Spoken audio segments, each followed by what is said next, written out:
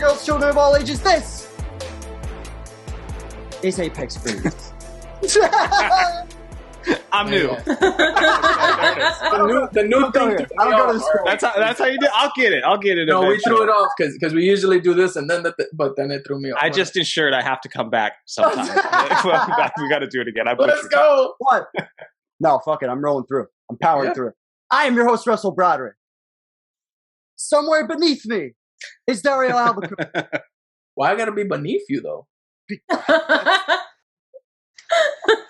You're a bottom dude. Sorry. The way it works, bro. Bottom feeder? Is that what I am? Okay. No, bottom. Yeah, it's the one. Off camera is the fairy pod mother, Lindsay Lehman. Hello. Say just a mute, just nothing. And in the middle, I believe in the middle. Are we right, Lynn? Yes, you're right. In the middle. So, beneath me, we have a very special guest for today's show. Here's Johnny. You like that? I've never heard that before in my entire life. Believe it or not. Yeah, he only gets that really from family. Before we record it, I said to Dario, I was like, "Come on, don't." I was like, how are we gonna introduce Johnny? He goes, "Bro, don't worry, I got it. I'm fine." Awesome. I got this. I was like, all right. But Johnny Arnett, special guest here on Apex Greatness. He is here. We are here to do something different on the show. We're not doing a legacy breakdown. We're not doing a hypothetical. We are talking about a very important list that means a lot. Well, personally, means a lot to me because I've been waiting for this list for a long time. When I was a kid, on VHS, they had the 96 All-Star Game, right? 96 All-Star Game, and 49 out of the 50 players, no, 48, right? It was Shaq and Pete Maravich that weren't there, right? I think so. Shaq was there. Yeah, no, Shaq had the injury. Shaq was hurt. Yeah, Shaq was hurt. So, and Pete Maravich, rest in peace. But 48 out of 50 members in one arena of the 50 greatest players of all time to celebrate 50 years of the NBA. And you knew inevitably, well, Johnny for sure knew, inevitably, that there would be a update on this list at some point, either 100 or 75. It was bound to happen because the first time worked out so well. So now, this week, we're recording this on the 18th of October. This week, they are releasing the official 75 greatest players list of NBA history. I thought that they would show respect to the people that already made the list and just add 25 of them, maybe somebody we missed in the first list and, taking these last 25 years into account. But no, they said, fuck all that. Fuck everything from your childhood. Throw it behind you. They're doing a whole new list. How do you guys feel about that? Because I don't know. I don't like it. So for me, I'm usually, and people who watch the podcast already know, I'm kind of a little disrespectful to the older generation basketball player. Any players before 1980, I kind of don't really show as much respect as I should. But I still feel like that's extremely disrespectful because it's like you already like had them solidified. Their names were like concrete pretty much at that point, and then now you have a complete bias towards the list now because there's no way players of this time or anybody who's watching basketball at this time is gonna show those older players love. And I feel like it automatically makes the list not as legitimate. Yeah, legit. Exactly. What do you think? John? You think there's going to be too much bias? Yeah, I don't like it. I mean, it kind of depends on who would be voting, but because it's like there's going to be different groups of people that are going to be voting. So there's going to be some media people, there's going to be some coaches, I believe there's some coaches, but I definitely know there's going to be even some players, like active players. Yeah. And it's like, how the heck are those guys supposed to have a full perspective on 75 years? I understand, like, I'm, early 30s. So even myself, like, as much as I consider myself like a basketball history buff, like, I might not be the best person to give a vote on that. Like, if there was a bunch of guys giving a vote, I want them to be like a bunch of Hubie Browns, like dudes who have been around the NBA for like as long as it's been around. Like, get those guys to give their most impartial perspectives. And obviously those guys could lean a little bit into their past, and maybe nostalgia plays a little bit of a role, but I don't think that part of their bias is going to be as strong as players who literally don't know a lot of these old school guys like that. Yeah. So it's just the way they're doing it. It's just, I feel like it's really going to emphasize the modern guys probably pretty heavily. So we'll see how it goes, but yeah. I don't really factor that into it. Cause in my head, I thought they were going to keep the original 50, but I just kind of thought that I think there will be people who I think it'll screw it. Like you said, I think it will like balance itself out. I think there's going to be older people. I think there will be newer people. And those guys did have, if they were in the original 50, I mean, you had 25 years to enjoy that. So, I mean, even if you do bump out, like, even if you do drop out, like, that's a long time to enjoy one of being the 50. So if some guys fall out, it's not the end of the world, but yeah. I feel like Ernie definitely has to be one of those voters. I remember watching a podcast of Ernie Johnson talking about just the history of basketball and just like the little shit he knew about like certain games was so like he still remembered certain things about certain games, and I thought that was really interesting. So I feel like he'd be like a perfect guy. Yeah. Everybody's going to be making their videos critiquing the 75 after it comes out, which by the time this video gets up, maybe it is official, but everybody's going to be critiquing the list. That's what I want to critique. I want to critique the guys who voted. And I want to be like, why is this guy on the list of voters? This is crap. I think that can make an interesting video because, it'll be interesting to see who these guys are. Skip Bayless putting LeBron at 76. Oh my 100% likely. But wait, for the sake, go. Aren't they all Hall of Famers though too? This whole list. So that's a famous Reggie Miller, or in my opinion, a famous Reggie Miller quote. Reggie Miller said on an open court. I guess it's not that famous, but Reggie Miller said on an open court. Now it's 50. I think 50 out of the 50 people on this list are in the Hall of Fame. Correct? Yeah. So that's the case. I think Shaq was the last one. Yeah. That doesn't surprise me though. Basketball Hall of Fame is like so freaking easy to get into. It's that's a story for a relatively. No, I understand that, but then like, how do you take a Hall of Famer off of a list? That's the Reggie. That's the Reggie theory. That's exactly what he said. He said, "Who are you going to take out?" Yeah. I remember. And that will be the other side of the coin of if maybe someone doesn't enjoy their 25 years, they're going to look at it and go, "Shit, I went from the top 50. Now I can't even crack 75." I feel disrespected. That's going to be how they live with it for a while. But and that goes back to like our ongoing like debate on this podcast where like some of these guys look like you look at a Russell Westbrook compared to a guy from the 60s and everyone's going to say, well, he's clearly a better player, but it's not. Like we always talk about, well, Russell really emphasizes they didn't have all of the technology, all this other stuff. So like in their time, they were very good for what they had, kind of thing. So, and that's going to be lost in 2021 when no one's thinking about what the hell people had in the 60s to train and, work on, kind of thing. So that'll be interesting. Yeah, very true. But for the sake of time, we are going to assume that the 50 players fucking made it.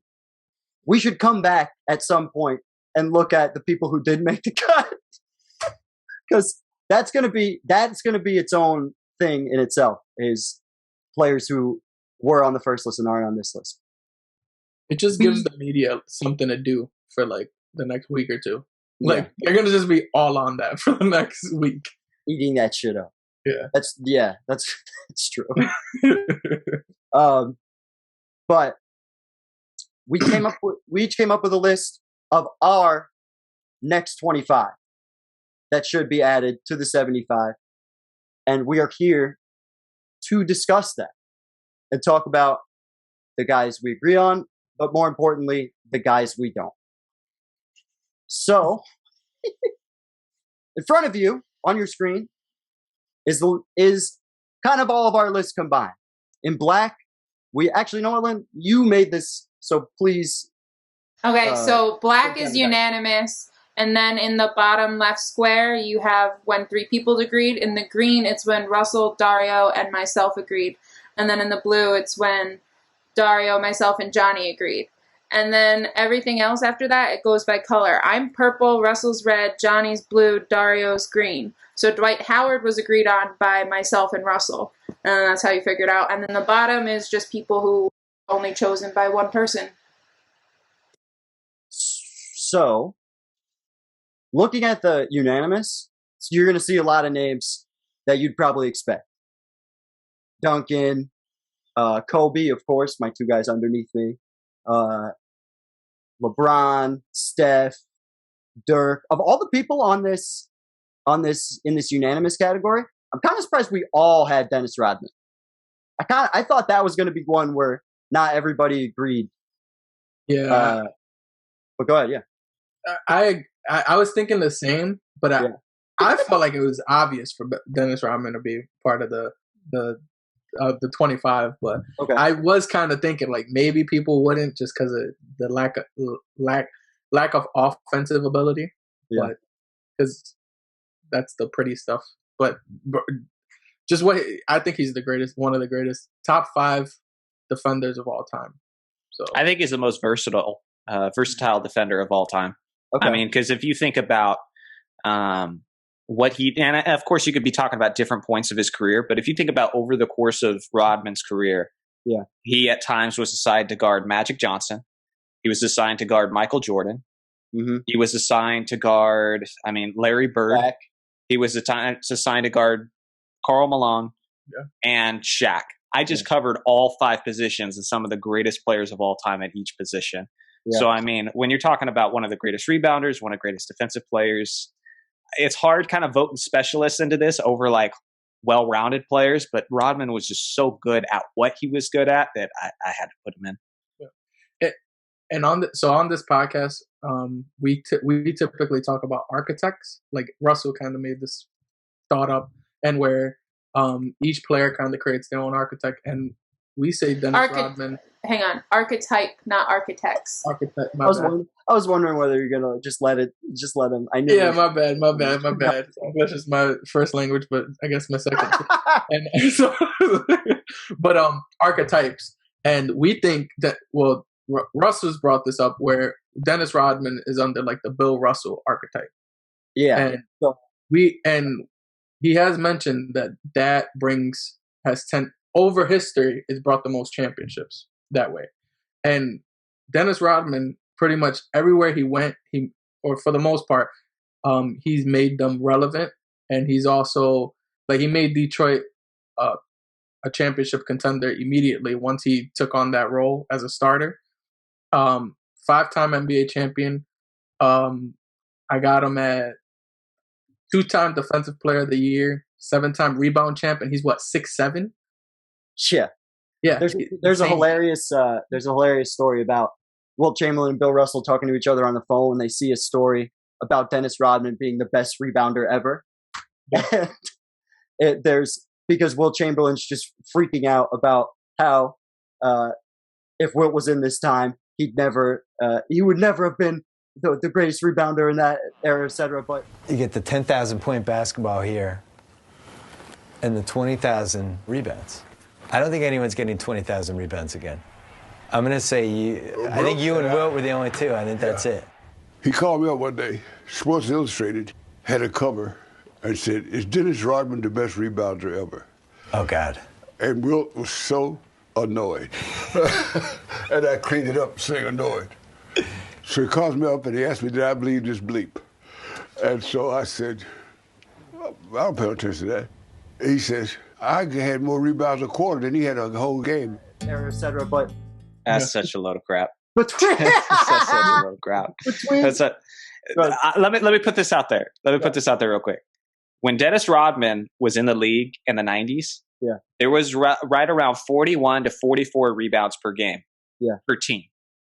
When Wilt Chamberlain averaged 25 rebounds a game in 1962, they were averaging about 72. The pace is like this, and the shot, the field goal percentage went like that. But, yeah. I mean, it was literally just designed for those guys back then. Not designed, but it was constructed in such a way where you were just going to get ridiculous, goofy rebounding numbers. That's not saying they weren't impressive for doing it, but to act like Rodman wouldn't get a significant boost playing back then, like, come on. I agree. And also, like, we see a lot of the stat in terms of statistics and things like that. It's starting to happen again now. We're seeing a lot of inflated statistics because it's the pace is starting to climb back up from, well, at least when Rodman was playing. That's the other thing. Rodman's getting all these rebounds in a much slower paced environment. There's just less of everything going on. Yeah. And, so, he said, if there's 41 rebounds to go around, and he's getting about 19 of them. He's getting about half his team's rebounds. Fucking like, that's insane. At 6'7", like that is. So he definitely, to me, it was a no-brainer for him to be in that top 25. Last thing, like you said about the archetype. So basically, the Bill Russell archetype is selfless defender, like defensive leader who wins a lot. That's essentially, and you can find that guy kind of going throughout history, bending it a little bit, because I know I have Draymond Green towards this era, but it's not a perfect fit, but still lots of championships, defensive leader, selfless, things like that. And Rodman, Ben Wallace. Ben Wallace is the point between Rodman and today. I think Ben Wallace, and then some might say Dwight Howard, but I put, because you also have to be undersized. That's the other point, because Bill Russell was technically undersized. In his era, it was closer to being more, big. But all these guys are shorter, hardworking. It's his height, though, isn't he? Who? Dwight Howard. Isn't he the same height as Bill Russell? I think Bill Russell is a little shorter. They're both about 6'10". I think Dwight might be listed as 6'11", so maybe Dwight's got an inch on him. But I thought Dwight was 6'10". On Basketball Reference, they list Bill Russell as 6'10". In 2K, they have him at 6'9". Don't ask me why I know all this shit. I heard they measured dudes back then, like that far back, without their shoes on, though, too. So maybe every guy back then, you might want to give him an inch. There's also so much, like, bullshit when you look at people's, that, especially in, like they'll just not tell the truth. Kevin Durant, great example. A guy who, you don't know how tall he actually is. I hate mentioning it in my videos, dude. I hate talking, like, if you just want a sure fight, just, like, say how tall, like, Jerry West is or, like, Charles Barkley is. Like, anytime I say Charles Barkley is, like, I could go with the, quote, official listing and say he's 6'6", and I get killed in the comments. I could say he's 6'4", and then people are sending me links to Basketball References going, he's 6'6", and I'm just, there's no winning. Like, I just always go with the official reference and whatever, I guess. No, that's hilarious. It's the same kind of thing, because when you see them, when you see Kevin Durant stand next to Giannis, and you see Kevin Durant at 6'8" or 6'9", and then you see Giannis at almost 7 feet or 6'11", something is askew. Yeah, because because they look relatively similar in size, especially when they're guarding each other. And I've seen Kevin Durant play, like, in person, and he really does look. He looks like, I've said this before, but it's very true. He looks like a tall Samuel L. Jackson. Like, he literally because he looks old as hell. Like, but he's tall. You got the little bald spot and everything. He looks like a tall Samuel L. Jackson. Like Samuel from, like, Captain Marvel, where it's my bad. Where, like, they de-age him, but you can still tell that he's, like, hunched over, moving like an old man. Like, that's a Samuel we're talking about. I'm thinking of Morgan Freeman. Morgan Freeman. Oh my God. Now it makes more sense what I'm talking about. Right? He looks like. Oh my God! What an asshole! What? How? There's a famous news thing. There's a famous news skit, like a real, where Samuel L. Jackson's getting interviewed by the news anchor, and the news anchor calls him Morgan Freeman, and it's like, what was it like being in Bruce Almighty and shit like that? And he goes, not all of us look alike. All right. Oh, I just always get, for whatever reason, I always just get their names confused. I don't think they look alike. I just think that I just get, because it's the old white. I mean, the whatever. Yep. Just dig yourself. Yeah, I know. I was just like starting to. I was like, you know So what? take that shovel, put it down, and stop digging. Stop, please. All right, so next guy on the list, Yeah. So hold on. Is there any more? Are there any more unanimous guys that we want to like give a shout out? Giannis, unanimous by all of us. I love that. He's my favorite player playing currently. So I'm happy about that. And I feel like the championship and the Finals MVP fucking solidified it. Would he have been on your list? He was on your list, Johnny, when you did this a few years ago, if I had that correct. But yeah, I got a lot of heat for that too. But yeah. Well, I'm glad you did, because I agree. And he only had one MVP at that point, right? When you made that list? Yeah, but like he was like the Shaq of my list, where it's like, because if you remember Shaq and like when they announced it in '96, when they did the ceremony in '97, people were like, Shaq's been in the league for like 4 years, 4 or 5 years at that point. Like, we're already putting him in, but everybody's like, but yeah, he's going to be in it. Like, come on. Like, and that was how I felt about Giannis. Like, he had some ridiculous, monstrous numbers at that point, but I'm like, unless the dude just like breaks his femur tomorrow, like, he's going to be fine. Like, he's going to make this list. Yeah, he would have to have some Derrick Rose kind of. This guy's not on our screen right now, so I figured I'd throw it out there. Do you guys think Luka might be that guy for this list? What is it? Right? I feel the same way. I have no idea. But I think that's Luka too early. Potential. I agree, but timing's not on his side. 2 more years, maybe. But I think, what is he going on his 3rd, 4th season now? Either way, it's too early. Oh no, yeah, I agree. Especially at this point, like, Shaq probably shouldn't have been on that list. Really, he says he shouldn't have been on it. Yeah, he's said that more than once. Like, this will be his 4th year. Having Giannis on your list makes more sense to me than Shaq being on the list in '96, because Giannis at least had an MVP at that point, and he was obviously ascending to that level. And I mean, now at this point, Giannis would have been on my list either way because of the 2 MVPs. Sure. Only top 10 players of all time have 2 MVPs. And that first MVP was the greatest player efficiency rating season of all time, which people defer on how much they care about the PER stat. But like, he did it in so little minutes. And I kind of made this comparison one time, but like, Wilt used to play 48 minutes. Like in 1962, when he put up 50 points, 25 rebounds, he played all 48 minutes. Yeah. Now, that's impressive because obviously stamina plays a part. Yeah. But if you prorate that, put Giannis in that 2020 season, let him play all 48, those numbers are now 44 points, about 21 rebounds, and 9 assists. And now you're going, wow, there's a universe where like Giannis looks like Wilt Chamberlain. It's like that really kind of puts in perspective like how much he was producing within 30 minutes a game. Like, that's pretty insane. He'd have all those stats and probably 1 or 2 torn ACL. That's my thing. I don't know do you think a guy, this is kind of off topic, but not really. Do you think a guy could do that in today's era?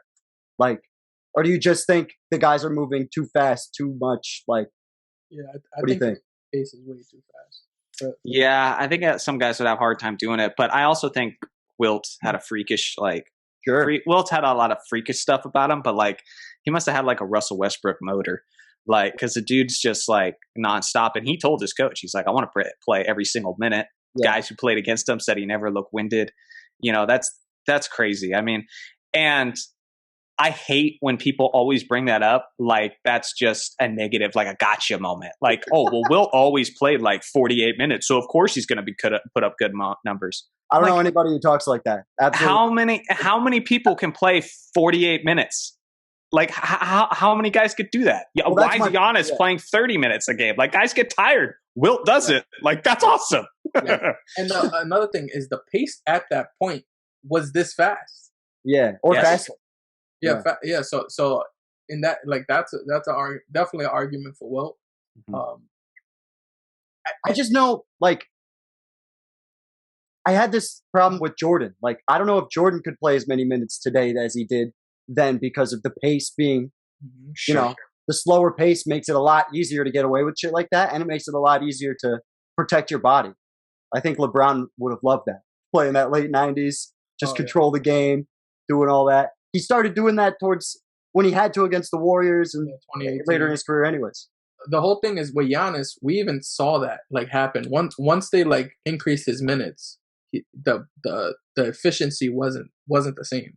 Like when they increased it during the playoffs and stuff. So I mean, even though he did play amazing there in the playoffs, but it's not the same jump like Wilt would do. So, and maybe that's because obviously he's grabbing 25 rebounds off 75 missed shots, and he's just doing putbacks to get his 50 points or whatever. But still, he can take advantage of it. I don't want to derail this. I don't want to derail this conversation too much from off topic because there's so much I could say to that. Yeah, so, I was about to say this guy's trying so hard not to. I'll find another day. I'm waiting for the textbook little white kids conversation that you usually get into. But you see, that's what I'm saying. I'm trying to be respectful. We're talking about the 75 greatest players. What is 100% in that 75 list for me? Yeah. So I'm not even arguing. So I'm Dario. You know that's objectively wrong, though, right? Like, it is objectively wrong. They were not all a bunch of short white guys. No, I know that. They were not. Me and Russell actually. All right, so listen. What is the average height of a player in the 1960s? Do you know that? Like 6'8", 6'9", something like that. I've seen. No, they've never been that big. But yeah, I was about to say probably today it's 6'6". Back then, when they were getting measured with their shoes off, it was 6'5". Okay. So it's like basically the same. Also consider this. Back then, because there was only like 9 to 12 teams in the league, depending on the year, guys are playing each other 12 to 15 times a year. Okay? So that means he's got to play against Bill Russell 15 times. Do you really want to? He's got to play against Nate Thurman 15 times. He's got to play against Walt Bellamy 15 times. It's like, at this point, like, it's ridiculous. So anyway. Like I said, I'm not going to get into it. That's what it was. That was school. I would really. So would you say that any of those guys are the same level of talent as a Shaq? How many guys are on the same level as a Shaq? All right. No. Okay. I mean, you can only play the guys in front of you. But Tim Duncan going against David Robinson going against. If we're talking about guys at that 75 level, Bill Russell was 6'10" and one of the greatest defensive players of all time. Yeah. I'm not sure if you know this, but he was an Olympian leaper at one point, or could have been an Olympian leaper. At one point, he was measured with the third highest vertical leap in the entire United States. Bill Russell, 6'10". And that's who's defending Wilt Chamberlain 14, 15 times a year around that time. Nate Thurman, have you just seen pictures of Nate Thurman? He looks like he's a freaking Marvel superhero. The dude is jacked. Okay, so I mean, file has to be surgically removed. So, if someone was betting you money, and be honest, if someone was betting you just straight up money, how many times is Shaq gonna ragdoll both of them? Throw them all around the court and dunk on their neck. How many times is Shaq gonna Nate Thurman? Look up a photo of Nate Thurman and tell me how many times Shaq's gonna ragdoll that guy. Not very much. I've seen Shaq tell you not very. Look up things to like. Look up Nate Thurman, please. I got you. NBA history. This is what we're about. All right, hold on. Oh my God! Look at those arms. Now this guy is one of the 4 players in NBA history to get a quadruple double, and that was late in his career. Yeah. Okay. They weren't tracking blocks for like 75% of this guy's career. Okay. Otherwise, he'd have a lot more. This guy's one of the most underrated players of all time. Why is he so swole? Call this guy. This dude's 6'10". This dude's 6'10" and was defending Wilt Chamberlain and Bill Russell all the time. You tell this dude he's a small white plumber. Tell him to his face, please. But I didn't even say it. I haven't said it in this video. That doesn't. I can't. You haven't said plumber. You talked about like small white dudes. The small white plumber thing. Did I, after Wilt's legacy breakdown, did I not? Now you pick the shovel back up. Now you're digging again. Because Nate Thurman's scaring you. I've changed. Like I've respected a little more after doing Wilt's legacy breakdown. I did start saying, okay, he had at least some type of competition. I just don't think when you're talking about Shaq's level of competition in the 90s, that was like the era of the big men. And he was not going against those kind of big men, and that's why I feel like if Shaq was there, Wilt wouldn't look like that. It would be Shaq and Wilt looking the same, and like the whole thing is Wilt was definitely more athletic and all this other stuff, but I just think Shaq would literally body Wilt. Like, I'm not going to argue that the 90s was the greatest era of the big man ever. All I'm saying is the legitimacy of the competition in the 60s is comparable. They were really good, especially at the big man position. There was a lot of really good guys. There wasn't as many names, but again, there wasn't as many teams. So these guys had to play each other a lot. It's like a lot of that talent is now condensed. And so guys who would maybe be a starter in a 30-team league are just backups in a 10-team league. Yeah. You know, so that's something to consider too. You think this guy was on the juice? More pictures I look at him, I'm just like, this guy. When did they invent the juice? That's another question. Well, that's a long time ago. The Russians had it back in the day. 70s. In the 70s, they were on the juice. Yeah, the juice was around. The juice was it's a legitimate thing. It might be primitive, but they had it.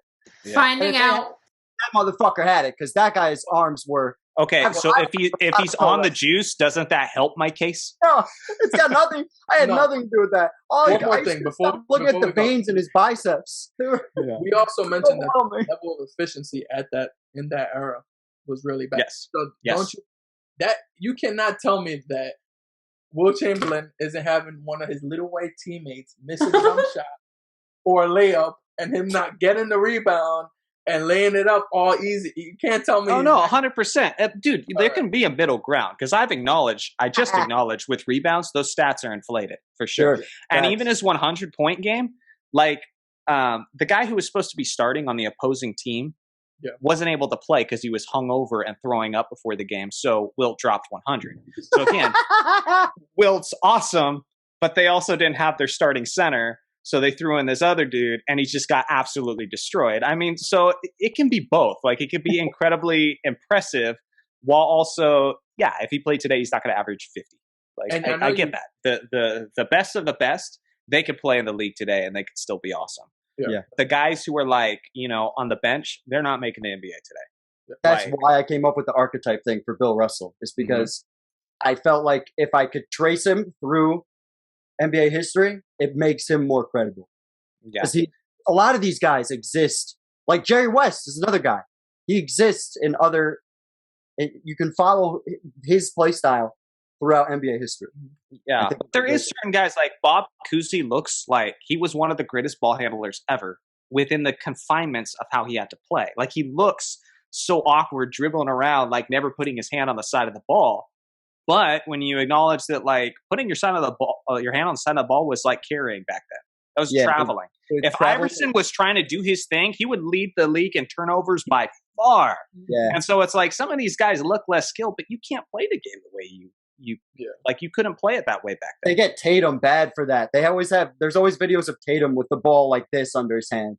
I don't know why specifically him, but whenever I watch videos on like that's wild. Old school carrying, it's like. It's always Jason Tatum with his hand under the ball like this. I don't know why.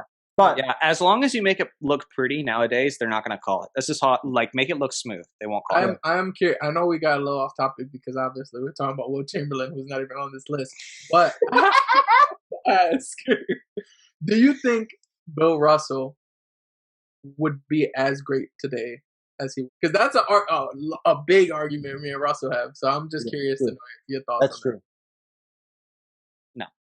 No, I mean, it depends what you mean. I mean, from an individual standpoint, he would still be incredible. Like I said, just one of a kind athleticism. But he played at a time where the Celtics were stacked, and they stayed stacked because there was no free agency. So the only way guys move around on teams is if they trade. But when you're winning championship year after year after year, why the hell would you trade anyone? You don't. Yeah. So you just are stacked and you stay stacked. It's like if Kevin Durant was on the Warriors, Steph Curry, Klay Thompson, and the only way one of them's leaving is if they trade him because there is no free agency. Yeah. And so he's still going to be one of the best players in the entire league, but he's not going to win 11 championships. It was set up in such a way where one team could just dominate for a decade straight. Do you could get an MVP? Because that's an even up. Because if we're saying he's not even an MVP caliber player, now we're talking about That's the argument that me and Dario have, because I think he could still manage to be an MVP caliber player. He would need the right scoring talent around him, but I feel like say that about literally anybody. Like, there's very few people I could say don't need teammates. Like, I think it's hard just because like the game's changed and like the voters have changed over the years. Like back then it was the players. Sure. Now it's the media. Yeah. And so they're going to have a different perspective on what they're seeing compared to what the guys were playing against. Right. And like, I just think defense is so overlooked. Like offense is so romanticized. I mean, just even look at Ben Wallace. How long did it take that dude to get in the Hall of Fame? Oh, way too long. Like that's the answer. It's just way too long. Yeah. So Bill Russell might not be winning MVPs, but I don't know if that's a result of his impact as much as it is he's just not an elite scorer. So he's just not going to stand out as much to these voters. You see, and what I think is, I think Bill Russell on any team, he would help make them a championship team. But I agree. I don't think he'd be an MVP caliber player, and that's where I feel like the drop off comes in, because I understand his defensive impact, but I don't think his defensive impact is going to matter as much when you if you let's say if you would have thrown him in the mid 2000s. Like, you can't tell me Bill Russell's a better player than LeBron James or Kobe Bryant at that time. Like, I don't care what his defense is doing. I feel like what they're doing on both ends overshadows that. So even if he was, people wouldn't view him that way. That's how I'm saying it. It's like, I still think he'd be amazing. Just he'll get a little less credit. Yeah. Let's move from the unanimous to the first case, which is 3 people are on board and 1 person is not. I want to start with the person you just brought up, Ben Wallace. So you want him to be in the Hall of Fame, you say, but you do not want him to be in your top 75 list. And I would like to know, I want to know why he didn't make your list before I explain why he might be able to make it. Well, first of all, he's awesome.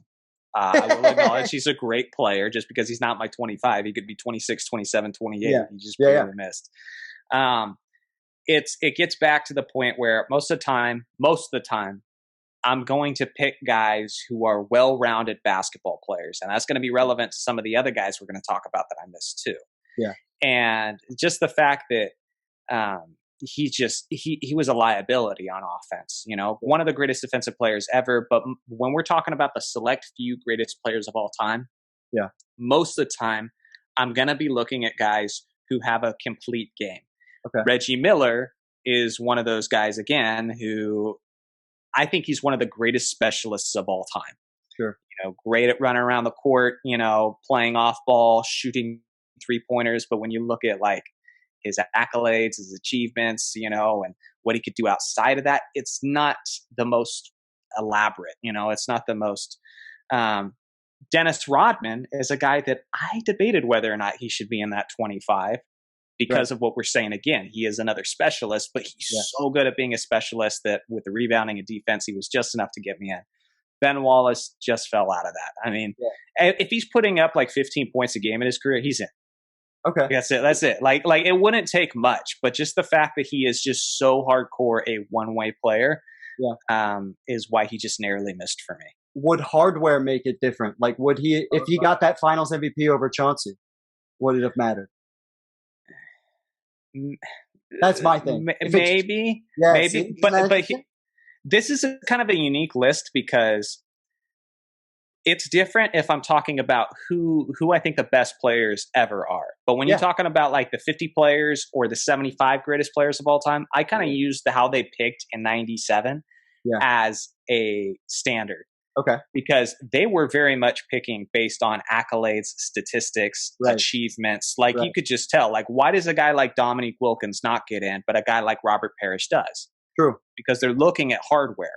You know, they're looking at the bottom line of what you got at the end of the day. So with my 25, I tried to be a little bit consistent with that. So you're going to see guys who maybe you go, he might not be winning one-on-one, but technically he is the more accomplished, you know, proven player, had a long, more productive career, things like that.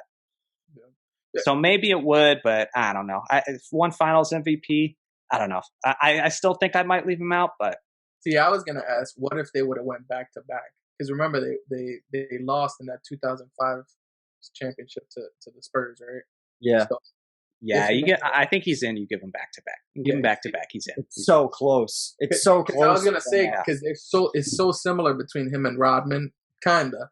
But I think Rodman with the 5 championships and being such a core piece in those 5 championships makes him like a no brainer. But I think because Wallace isn't nearly the rebounder that Rodman is. I mean, you could say they're comparable defensively, but he's not the rebounder Rodman is. So he's a specialist in a couple areas. So probably. So Dennis Rodman, what do you think? Ben Wallace, 75% of the rebounder or less?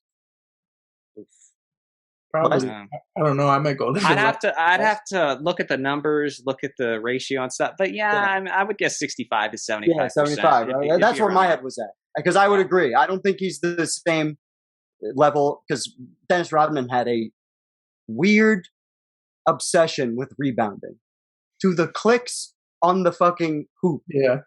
I love that guy though. That is literally my favorite guy to have on my team are the Dennis Rodmans. Like all you got to do is just harass the best player on the other side, set screens. So I got some sweet open jumpers, you know, and just like get rebounds. So we get more opportunities to score. Like you are my dream teammate. I love guys like that. Yeah. Just let me shoot the ball. I'll go Kobe. No. You be Rodman. You know? That's why, and I think that's why those type of guys, as long as they have guys who can score around them, win rings. Because I don't think there's that many of them throughout history that can actually succeed at that level where they're carrying the defense, but they're not doing it all on the scoring side.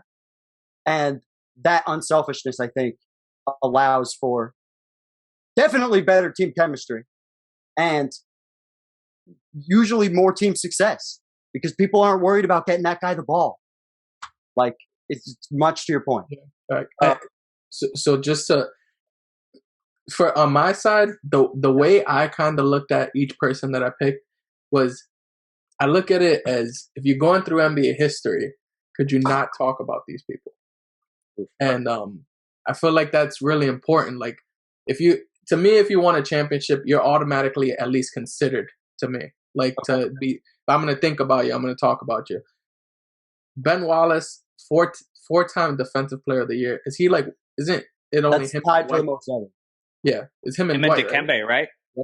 Is it? Okay, Dikembe too. Yeah. So like that to me, automatically like that you're in the conversation, and that's another guy that I was like I wasn't 100% like. If someone told me Ben Wallace isn't on this list, I'm not completely mad at, but I'd argue enough for him because I feel like what he did was definitely impactful. He helped bring a team to a championship, or I mean to the finals twice. Not a lot of players really do that. Like, if you look at Dwight Howard, who I didn't have on my list, 4-time Defensive Player of the Year, he even won a championship. I don't think Dwight helped. He wasn't one of the core pieces that helped bring that Lakers to that championship. So that's why I don't look at him the same way as Ben Wallace. Ben Wallace was like a focal point in that Detroit basketball and defense. Like without him, they probably wouldn't have gotten as far as they did. So like that's why I kind of held Ben Wallace up to that 25 player standard. But I'm not mad if someone doesn't want him.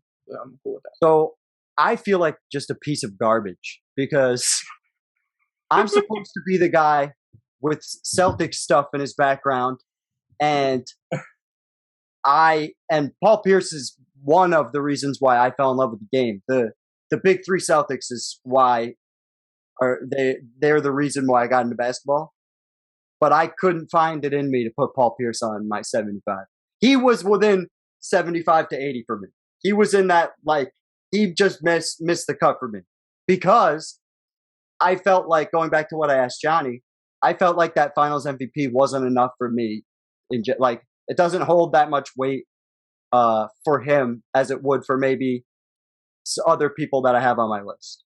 And I think I just don't know. Like, why do you guys feel like Paul Pierce should make it over guys like Ben Wallace, Reggie Miller?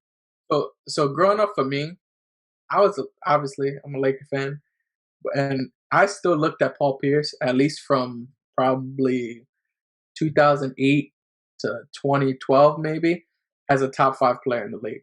Okay. I thought so. I definitely held him to like a pretty high standard personally, but obviously the championship against Kobe and the obviously that means a lot to me. But with the Finals MVP, and I mean he's also like in the history books too. Isn't he like 9th all time all time 3-point shooting? Threes made. Yeah, and He's then high. I think he's top 20 all time in points. So like between that and I feel like his whole thing is like, Wow, you on the can't money. really just look at his stats and say how great he was.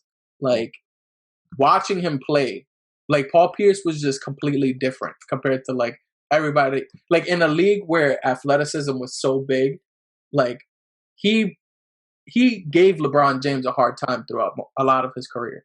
Sure. And it was because of like certain things he did. So I don't know.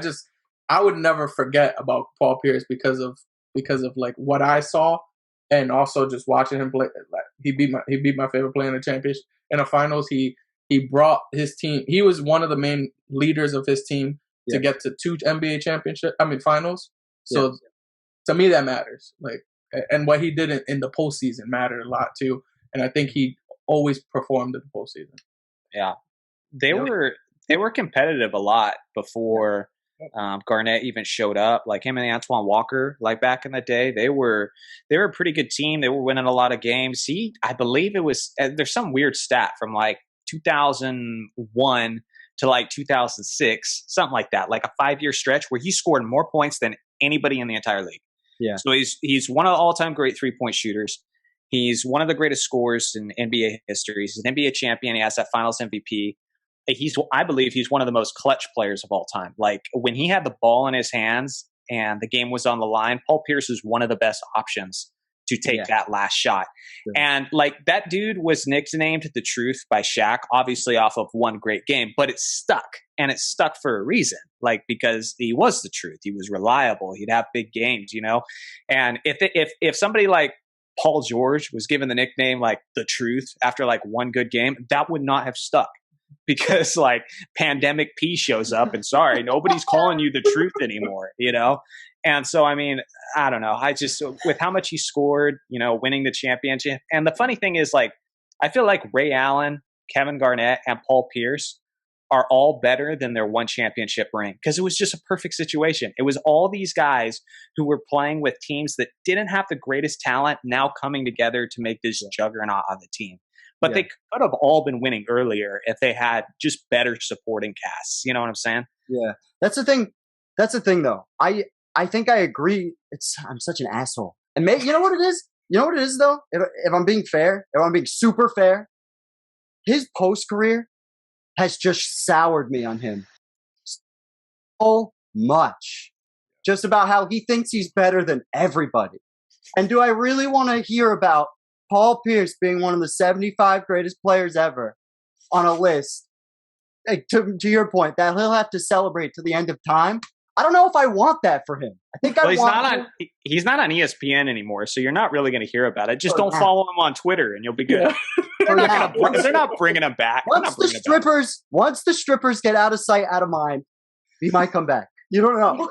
You don't know. And I don't want to hear about that shit. I don't want to hear about Paul Pierce telling me he's better than Dwayne Wade and all these other guys. Like, he has a very jaded idea of how his career went. But the whole thing, I think why he feels that way is, look, like, for Kobe to even win that championship, he had to go 7 games, and like Paul Pierce was like going back and forth with him throughout both of those series. Like, he won Finals MVP for a reason. So like, you can see why he has that ego. Like, he's like, I literally made LeBron James not have opportunities at championships, when after I left, he pretty much just dominated the East. I'm sure he looks at it and he thinks, I'm the reason. Like, I'm like 100%. I don't have to think about that. I'm sure he thinks that's I get what Russell's saying too, because it's like, it's hard to imagine the most iconic moment of your career, and then being like, well, guys, I actually pooped my pants, you know? It's like, you're literally going to ruin your best moment. Your best moment. It's like he thinks he's a better shooter than Klay Thompson. Like, oh, he's bugged out. There's a lot of shit that he says that now I feel he needs to be held accountable for. But it's that weird thing where it's like, yeah, he's like, people recognize how good he was to a certain extent when he played. But now because he's puffed himself so much that people hate on him, that he's almost becoming underrated again. And it's like, yeah, I don't know. I just don't think he's a better shooter than Klay. Has he really said that? Yeah, yes, 100%. He said that. That is insane. 1,000%. I watched it come out of his mouth. But is he playing 4D chess? Because part of me feels like he became his own personality because of ridiculous stuff he said. Sure. And like people do that sort of thing all the time. He's just like, he just puts clickbait stuff out there, and it made him his own personality, and to where like people actually cared about what he said. And like people were sad when he got kicked off ESPN. Why? Because of that ridiculous stuff. People were like, I still want to see him on TV. Like he says ridiculous stuff. As someone who says ridiculous stuff on a fairly frequent basis, you can at least be honest with yourself. That's all I'm saying. Yeah, that's a fact. Fucking honest with yourself. Sure. Be self-aware goes a long way with yours truly. Fucking. So you have an issue with this guy sometimes. So to conclude, Russell, you pretty much do feel like Paul Pierce deserves to be in the top 75. You just don't want. He might be 76 for me. Reggie Miller, for whatever it's worth, is 75 on my list. Pierce is probably 76. Did you actually like write down a list? Oh wait, not Reggie Miller. Excuse me. Iguodala is. Did you rank it? I had a rough order. Did you say Iguodala? Yeah, I know. Don't worry. We're gonna get into it. He wants you to explain Carmelo, and I understand your Carmelo thing way more than Iguodala. That's the crazy. I'm ready. Iguodala. Okay, I'm ready to battle. But wow, last person we got in this category is Reggie Miller. Right? We kind of talked about him a little bit. I have Reggie Miller. It's a context thing. Like his stats, you're right, Johnny. You're right. His stats don't stack up to some of the greatest players in history that sometimes he's compared to. But there are not a lot of guys who have played as long as he did at the level that he did play at. So I was looking up some stats, and with 1,300 games played, right? And Reggie's at 1,389. He's almost at 1,400. But with 1,300 games played, he is 11th all-time in points per game. That's a tough list to crack. Yeah. He was good or better for a really long time.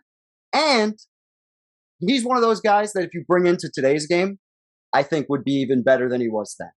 Which is a new thought for me. That's a last 2 or 3 years thought. Because I love Bill Simmons. And I used to be right on Bill Simmons' corner with him saying, Reggie Miller was the most overrated superstar in history. But factoring in this absolutely insane rise of three-point shooting, if you're telling me Reggie's going to take, and we talked about this on the show when we were doing Jordan's legacy breakdown. If you're telling me if you're telling me Reggie Miller is going to take 10 threes a game, I think he could get to 4 or 5. And then his career looks way different, in my opinion. And that's I don't know, a guy who's definitely ahead of his time deserves to be on a list like this, in my opinion. So, and to add to your point, I think Reggie had, being the leader of a team, had full out wars with the 2 greatest shooting guards of all time. Right? He went 7 games with Michael's Bulls, and Michael that same year said Reggie Miller was that player he hated to play against the most because of the way he played. And that was a point that I used in the future, saying that that's another reason I think Michael would hate to play the guys of this era, because they played just like Reggie. But he hated playing against Reggie. And Reggie did very well against Michael, all things considered, compared to how everybody else did. And he went 7 games with him, and he brought a team to the NBA Finals and went 6 games with arguably the greatest Shaq ever. That 2000 Shaq is probably the greatest Shaq we've ever seen. Reggie was really nice that year too. A lot of people lose track of that. Like that game 4, he was fire. I remember we lost by like 20 points in Indiana that game, and he was a killer even up till then. Yeah. Fucking what was I gonna say? And the other thing, like, he made the league really entertaining, that much more entertaining. And I didn't hold a lot of weight into that until I watched Trae Young this past year in the Garden, and I was like, "This is what it was like." Because I was 3 when Reggie did it, and I was like, "This is as close as it can get to being that moment." And I think that matters because that was a huge thing in the '90s. I will say this: that has to matter. Yeah, I agree. Sorry to talk over your Dario. No, you got to keep on. I was going to say for Reggie, that has to matter. Yeah. Because again, he might be like, if I made my own list of 75 greatest players, we're not keeping the original 50. Yeah. Just a whole new, brand new list based on however I want to rank him. I might put him in my top 75. Yeah. But based on the formula that the 50 greatest players kind of set, that's kind of what I'm going off of is not only do they have to be great, not only do they have to be impactful, but like hardware proven, bottom line, productive, which I'll get into some of the other players when I've got 3-on-1 coming at me. But yeah, it's just, he just doesn't have much of that. But at the same time, I could make like a 15-minute video just going on and on praising Reggie. So I'm not going to hate on it. I mean, yeah. Reggie made my list because he has to live in the shadow of his sister Cheryl Miller, so he deserves something. See, you're going with my anti-Pierce argument. You want him to have more. Yeah, that's another thing too. That's another guy who shot himself in the foot. Like, okay, Cheryl beat you 1-on-1. Why would you tell anyone? Why? Why would you tell anyone that? Let her say it, and people would be like, okay, sure, Cheryl, sure. But like he said it. It's like, why do you guys do this to yourself? My whole thing is he definitely didn't lose when he was in the league. Like he definitely lost when he was like 18. Like there's no way she beat him when he was like wilding on Michael Jordan. Hurt. Like there's no way. At that point. She wasn't the same player at that point. No. That. But what do you call it? The reason why he always brought it up is because, in his words, she was kicking all of his friends' asses too.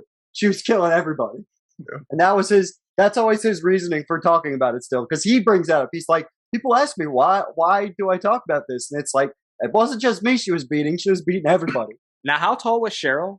Does anybody have an idea? I'm not sure how tall she was. Good question. Let's get the official stats that we just gave credibility to. What's that, Dario? I said you're apparently that WNBA fan. Cheryl. You know how everybody talks about like that game in Monte Carlo where it's the Michael Jordan says the greatest game nobody ever saw, the dream team scrimmage where they're just going against each other, and everybody wants to see that game. I just want to see footage of that game. No, I want to see Cheryl Miller, Reggie Miller, 1-on-1. I want to know what actually happened. I want the context. That's what I want to see. I want to see Cheryl. I want to see Cheryl making Reggie cry. That's what I need. Because if she beat him legitly, oh, dude, I'm making content for months on that. Like, I am ready. Adding gasoline to my fire. Yeah. How good was Cheryl Miller really? Really good. Like, I can see it already. That's amazing. You get her playground stats. Yeah, dude. That'd be fire. All right. We get to move to the 2v2s? Yeah. So I was very surprised that like I didn't have anybody that like wasn't on other people's lists. I feel like kind of like a fraud or something. I'm ashamed of myself. I should have been more. Should have picked somebody. I was totally ready. All right. Where do we want to start? Let's do. I want to hear Jason Kidd because I always hate on Jason Kidd, and he's another guy, probably within 75 to 80 for me. Explain your hate. I want to hear the hate. I don't like the era in which he really took over. That was one of the weakest Eastern Conference, like especially in terms of wins and losses, like some of the weakest Eastern Conference teams you're going to see. Especially if we go into this. Nowadays, the Eastern Conference, it's way more equal. The last 10 years, it's been West way more dominant. And pretty much, actually, even further than that. Like, I was looking at the 2001 season when you guys were talking about Paul Pierce, just to make sure I wasn't bugging out. And it's a slow pace. It's a really slow pace. And you're not, I don't know. I'm just not. There's so much about this era that when we're talking about not playoff stuff, it's very, I'm very like, yeah, all right. I'm very dismissive of it. But let me give you this. If it's a slow pace, why is he getting so many triple doubles? I'm not saying it's not a slow pace. I'm saying he's getting all those numbers, all those triple doubles, everything he's doing while playing in that era. I mean, that's pretty nice. He's one of only 4 players to have 100 plus triple doubles. Fun fact. Okay. Fun fact. He has. I have to check my fact video again to be sure, but he has 5 games, I believe, that are triple doubles with 0 turnovers. That's easily the most in NBA history. Yeah. How many? I wonder how many of his triple doubles are like 11, 11, and 10. Like where he just makes it. And that is when we're talking about how impressive his triple doubles are. Yeah. How many players on that triple double list are also top defender at their position? He did age really well too, because like to completely change his game and become a reliable 3-point shooter towards the end, to have an impact on the Mavericks, later on, and like he aged well. And one other thing I'll put too is like, I understand that Eastern Conference was weak then, but there's no question that he was the reason the New Jersey Nets made it to the finals that year. Yeah. And something that made a huge impression on me is watching Jason Kidd. Now he's older at this point; he's not in his prime. Watching Jason Kidd on the Redeem team, dude. Like if you look at like how him and LeBron were together, it was magic. It was so beautiful. Like the lob passes, the outlet passes, the transition, the no look passes. It's like just to like he made like Vince Carter had one of his best seasons statistically right after he joined Jason Kidd. And like if you put Jason Kidd with a guy like that, LeBron, oh my gosh, because I was a trade rumor for a while. So again, they did win a lot in a weak Eastern Conference, but I'm also thinking like, man, he could have even won even more if you just put him in the right situation. Yeah. And go ahead. Yeah. Did he get to 2 NBA Finals or 3? I can't remember. He made it in. He made it in 2002. Yeah. And then I know he obviously in 2011. Like I feel like there's one in the middle. Yeah. Is it 2003? Yeah, it's 2003 against the Spurs. That's right, because that's the year that Tim Duncan just went off, and so he almost had a quadruple double. Probably should have in Game 6. Yeah, that was we talked about that when we were looking at Giannis's, whether it was the best Game 6 ever. Yeah, looked at that Tim Duncan series. Yeah, but I just felt like every time he had a chance to really, solidify himself, he always went in up against a better player, and it just was like that.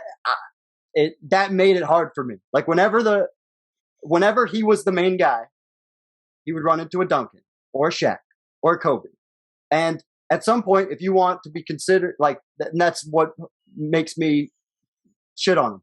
It's like at some point, you gotta beat him once. Like, but the whole thing is at some point to beat that's what makes those guys up the upper echelon, is that they did win those games. How upper echelon? Because again, we're not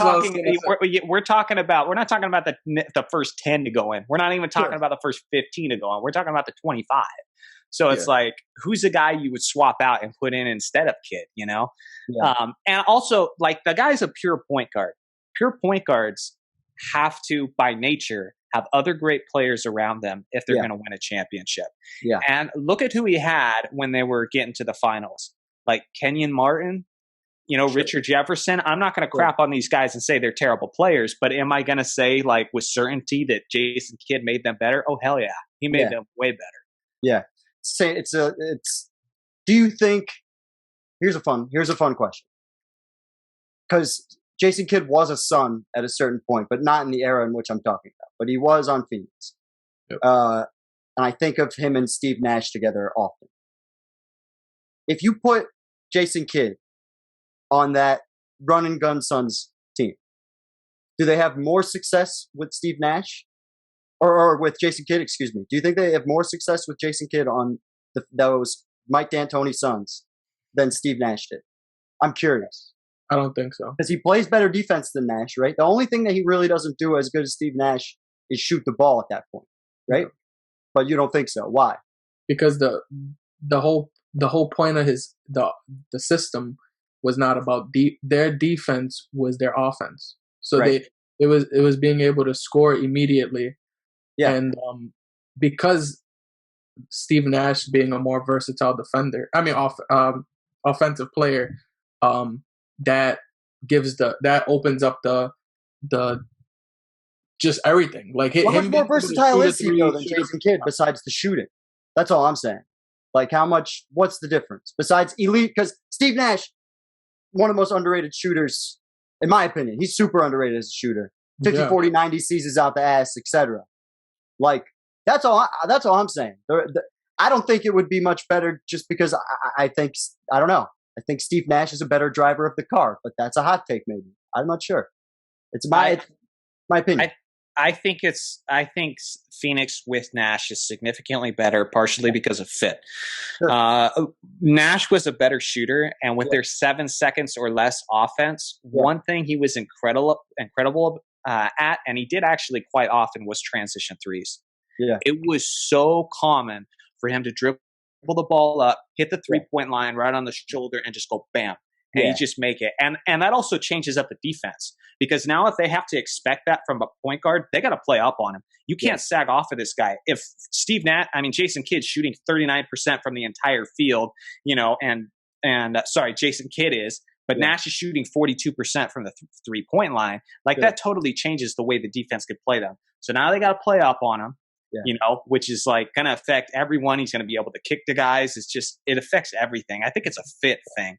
But in other situations, I would rather have Kidd over Nash. I think it just depends. So wouldn't you say if Nash was on that 2002 team, do you think they would be just as good with Nash over Kidd? I don't think so.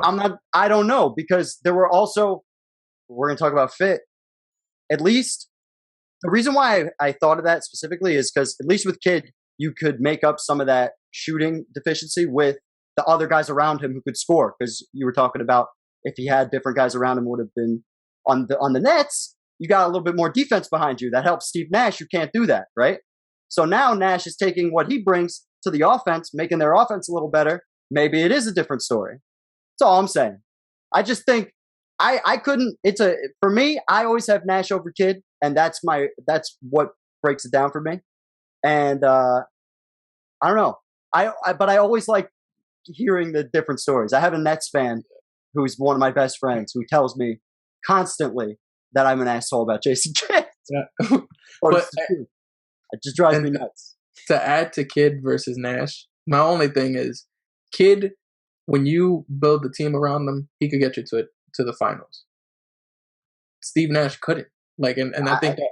You ever heard of Robert Sarver? He's a fucking asshole. I hate that. Well, how about Robert Horry?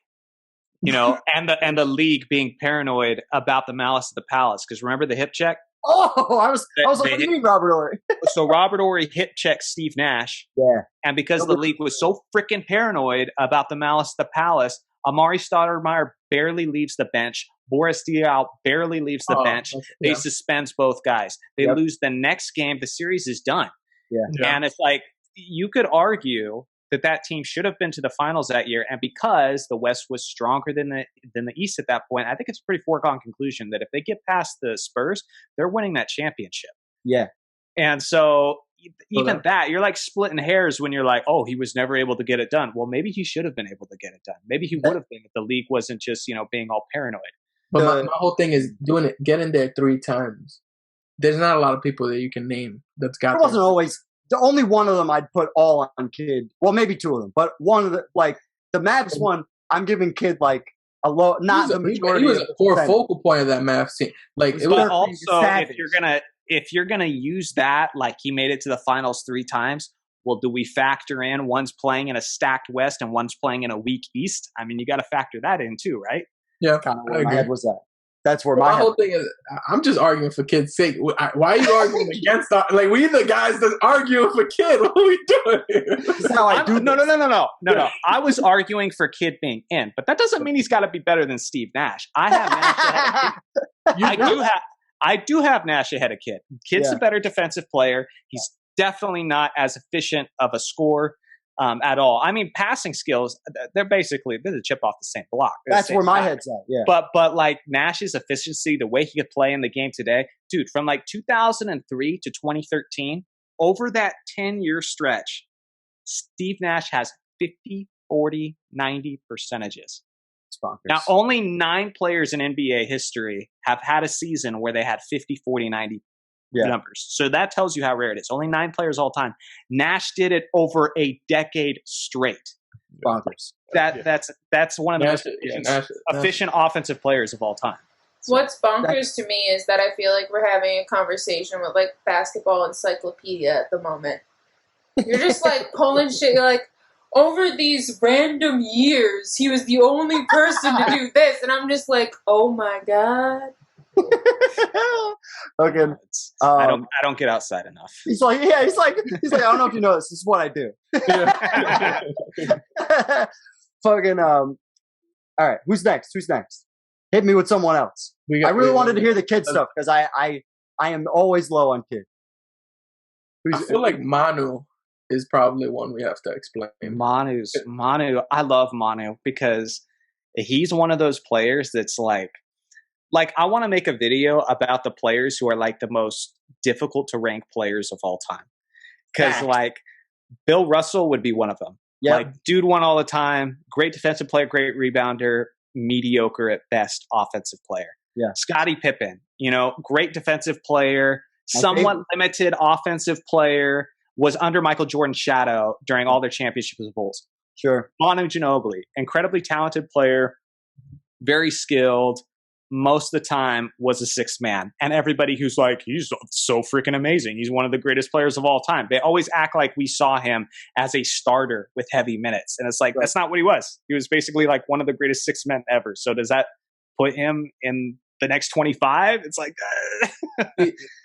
the thing with Manu for me, I truly do believe this. I feel like he was James Harden before James Harden. I feel like that's insane to me. Like James Harden? Look at James Harden's game. It's literally like he got a lot of his game from Manu. That's if you mean, okay. If you mean from a play style standpoint and like not necessarily like production, oh yeah. Like just with their footwork and their handle and everything. Oh yeah, they're very similar. And the thing with Manu is he just didn't have the opportunity. I feel like if he would have been a player, let's say he goes to the Spurs and leaves after a while, and same thing that Harden had. Because remember, we didn't see Harden until he left OKC. Once Harden left OKC, because at first we were like, oh, he's a really great six man. Once he went from OKC to Houston, and no one expected Harden to become what he became. Like that, at least at the time when I was watching basketball, I did not expect James Harden to average 25, 5, and 5. I didn't expect him to be a superstar. I thought he was going to be a good player, but not a superstar. But here's the thing, Dario. Like, as much as I think what you're saying is a great, great point, can we credit a player on what he might have been in the right situation, but we haven't seen it? It's like that's tough. I don't know if I could go that far. And I agree with that. But this is where I talk about his playoff production. What he did in big moments. The big shots he hits, the big plays he did at certain times of his career, like that to me is what then brings him over the top. Because he had multiple opportunities with the Spurs to go to finals, and he showed up in those moments, and he was a core reason Tim Duncan won those championships. And a lot of people think he should have been the Finals MVP in 2007. Yeah. So and true. That was big. Whenever there's a sweep involved, literally the Finals MVP is up for grabs. Like, look at Kawhi's final MVP in 2014. I always talk about this. He won Finals MVP, but literally anybody could have won Finals MVP. You could argue Tony Parker could have. You could argue Manu could have. You could have argued anybody in that Finals. I just think sweeps are usually like, this is a dog walking, so let's just pick whoever was the best guy holding the leash. Like 2014 wasn't a sweep though, right? Yeah, that wasn't a sweep in the Finals. No. No. It just felt. Sorry, my bad. It was like one pretty much a sweep. Okay. Yeah, my bad. That was the they lost every game the Spurs won was by 20 or more, and I think the only Heat one was like by 2 points or something like that. So like, anytime there's a beatdown, we'll put it that way. Yeah. Okay. What do you call it? I think he's 8th all time in total playoff games. I got to check that, but I think he's 8th all time in playoff games. There's not many people that have played at over 200 playoff games.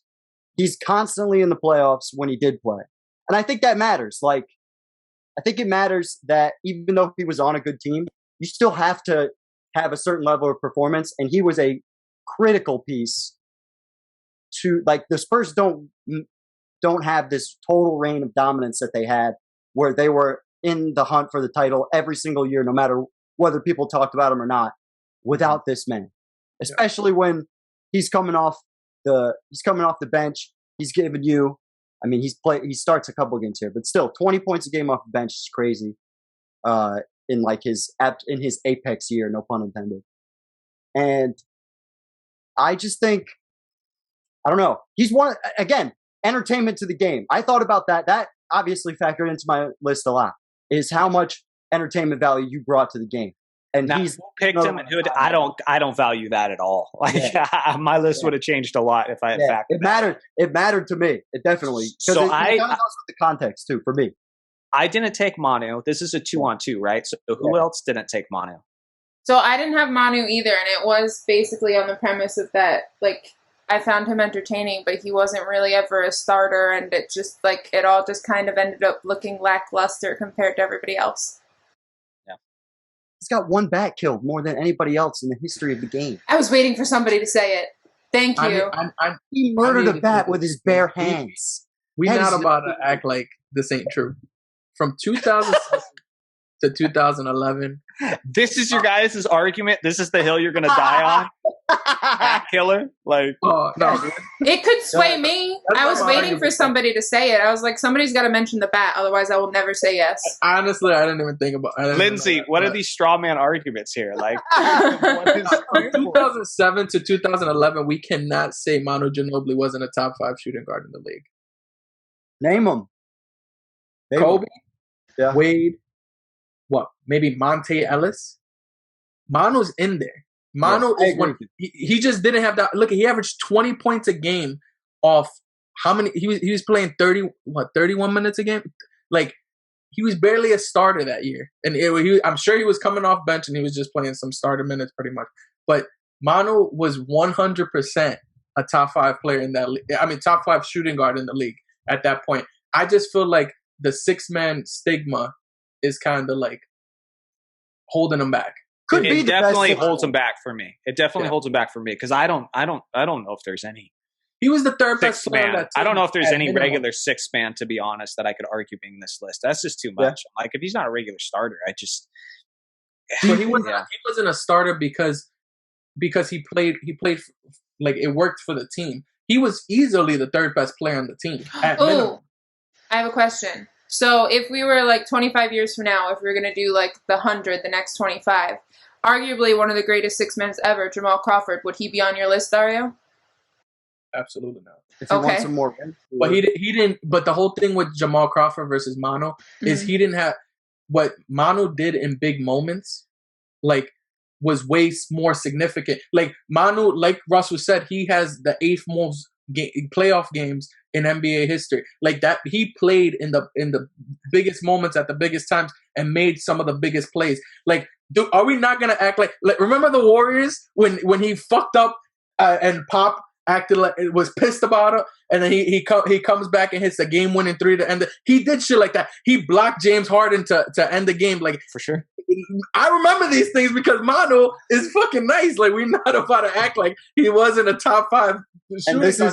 But we're talking about the best of the best of the best. Yeah, so nobody here is saying that he isn't great. Okay, it's just, is he greater than these other guys? And if you look at each guy on my list, I could so argue against Manu in that way. Now, I will say this. Lindsay asked if Jamal Crawford makes him my top in the top 100? My answer is hell no. But if I was using your guys' logic in the terms of it's entertainment, dude is one of the greatest ball handlers of all time. I love watching him cross up and what he could do with the basketball. Those ridiculous shots that he's making that he has absolutely no business making. It's like, dude was box office, man. Yeah. Dude was so entertaining. So again, I'm just saying, if I'm using your logic, I could put him in the list. I did not make up this. How many career six men do you have above Ginobili? Like all time, let's say. Because I think Havlicek is in that top 5 all time for six men. Like, because even though he got starting time in the 70s, in the 60s, that was his job. He was the sixth man. He kind of invented that deal.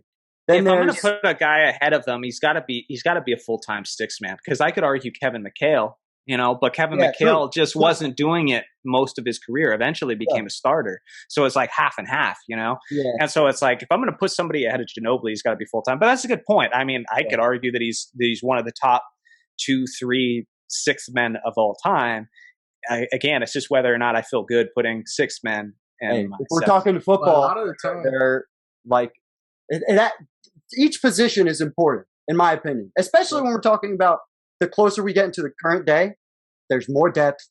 There's more players that are coming off the bench being valuable to your team that mean more to a particular championship, for example. And I just think you can't. It goes, Dario, you were talking about not being able to tell the story of the league. I don't know if you could tell it without the Spurs and specifically what Duncan, Ginobili, and Parker did. And that was my main thing. Like, there was a decade of dominance between arguably a decade and a half of dominance between that Spurs team, and he was a core part of it. You can't, to me, you can't ignore Manu. But another thing, like when we're talking about six, I know we are looking at 6 men as not really that, I guess, high up, whatever. But if you look at any championship team or any team who's went to the finals, typically 6 man of the year is probably in one of those teams. I'm pretty sure. That's a great point. It's a great point. So I really do think I understand where you're coming from though, because when you're looking at it as superstars, because these guys are superstars who we're talking about. Now we're talking about a guy who is a 6 man of the year. But my whole thing is some guys are superstars like Carmelo Anthony, but they didn't play big in the biggest moments. It's different when you got a guy that you bring into that big moment and they played to the. But you could get to your Melo part. Did you just say Carmelo didn't play big in the biggest moments? Save it. My bad. Save it. All right. You've been throwing a little bit of jabs, man. I gotta. All right. Give me the little swings back, man. I'm just surprised by the comment. You can make all the jabs you want. I'm just surprised. Ask Russell. Carmelo was one of my favorite players back in 2009. But things happen. Cocaine's a hell of a drug. That's all I can say about that. But damn, you got me sidetracked now. I was going to say something fun about Ginobili. Now it's gone. We're moving on. My bad. All right. Who's next? We got to do Vince Carter. Wait, let's do Vince Carter. The number one reason, and Johnny, I know you're going to love this. I'm sure you're going to love this reasoning. Are you ready? The number one reason why Vince Carter is on my list above all else is because he's been a guest on our show for pretty much every fucking episode we've ever done. He has been in the background. The dunk around the world. It's a beautiful background. One of my 5 favorite plays ever.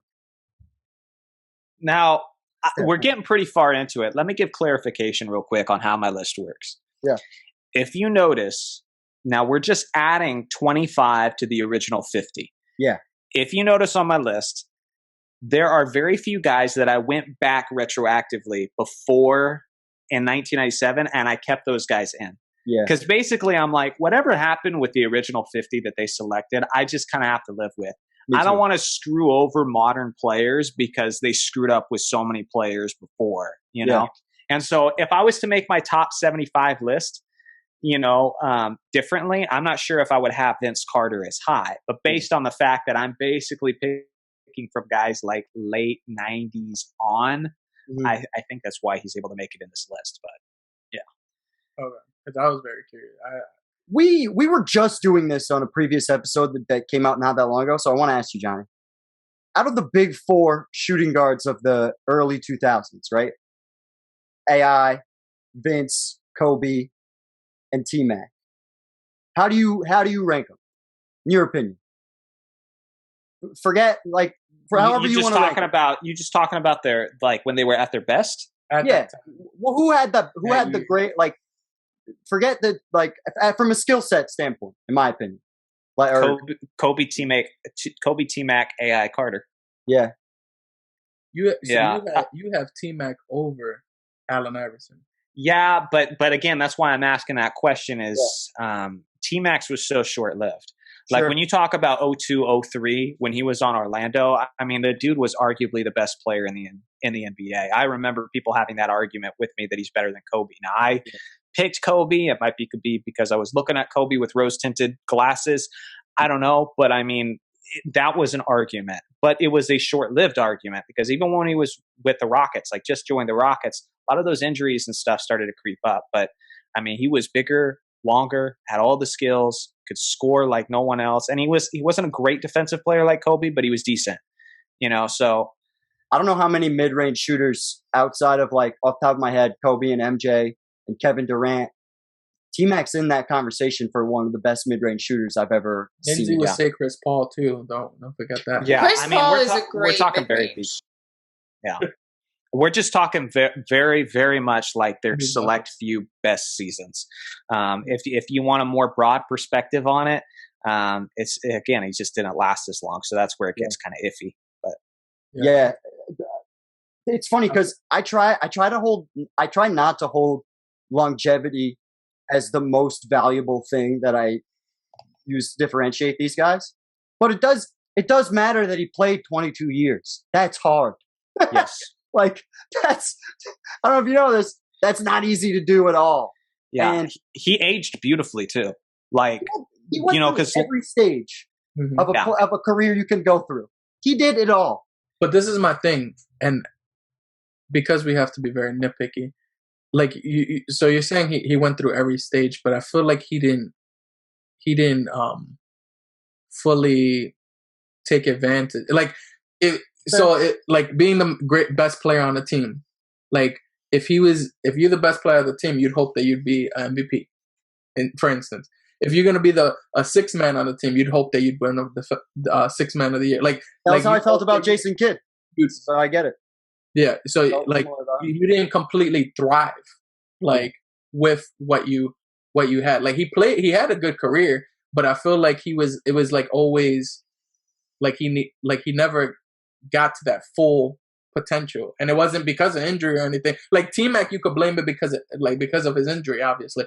Here, he just never got to that point, and there's not really a reason for it. Okay, so his best years were in Toronto, obviously, and for the most part, I mean, he has 1 year in New Jersey, 1 or 2 year in New Jersey, but for the most part, what we remember is athletic peak and all that was Toronto, and so.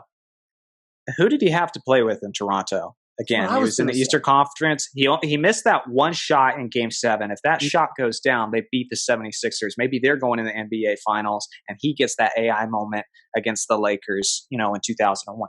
Maybe. But, again, who did he have? Because I'm going to use Kobe against you, Dario, because, Kobe said, if T-Mac and Vince Carter had stuck together, they would have won championships.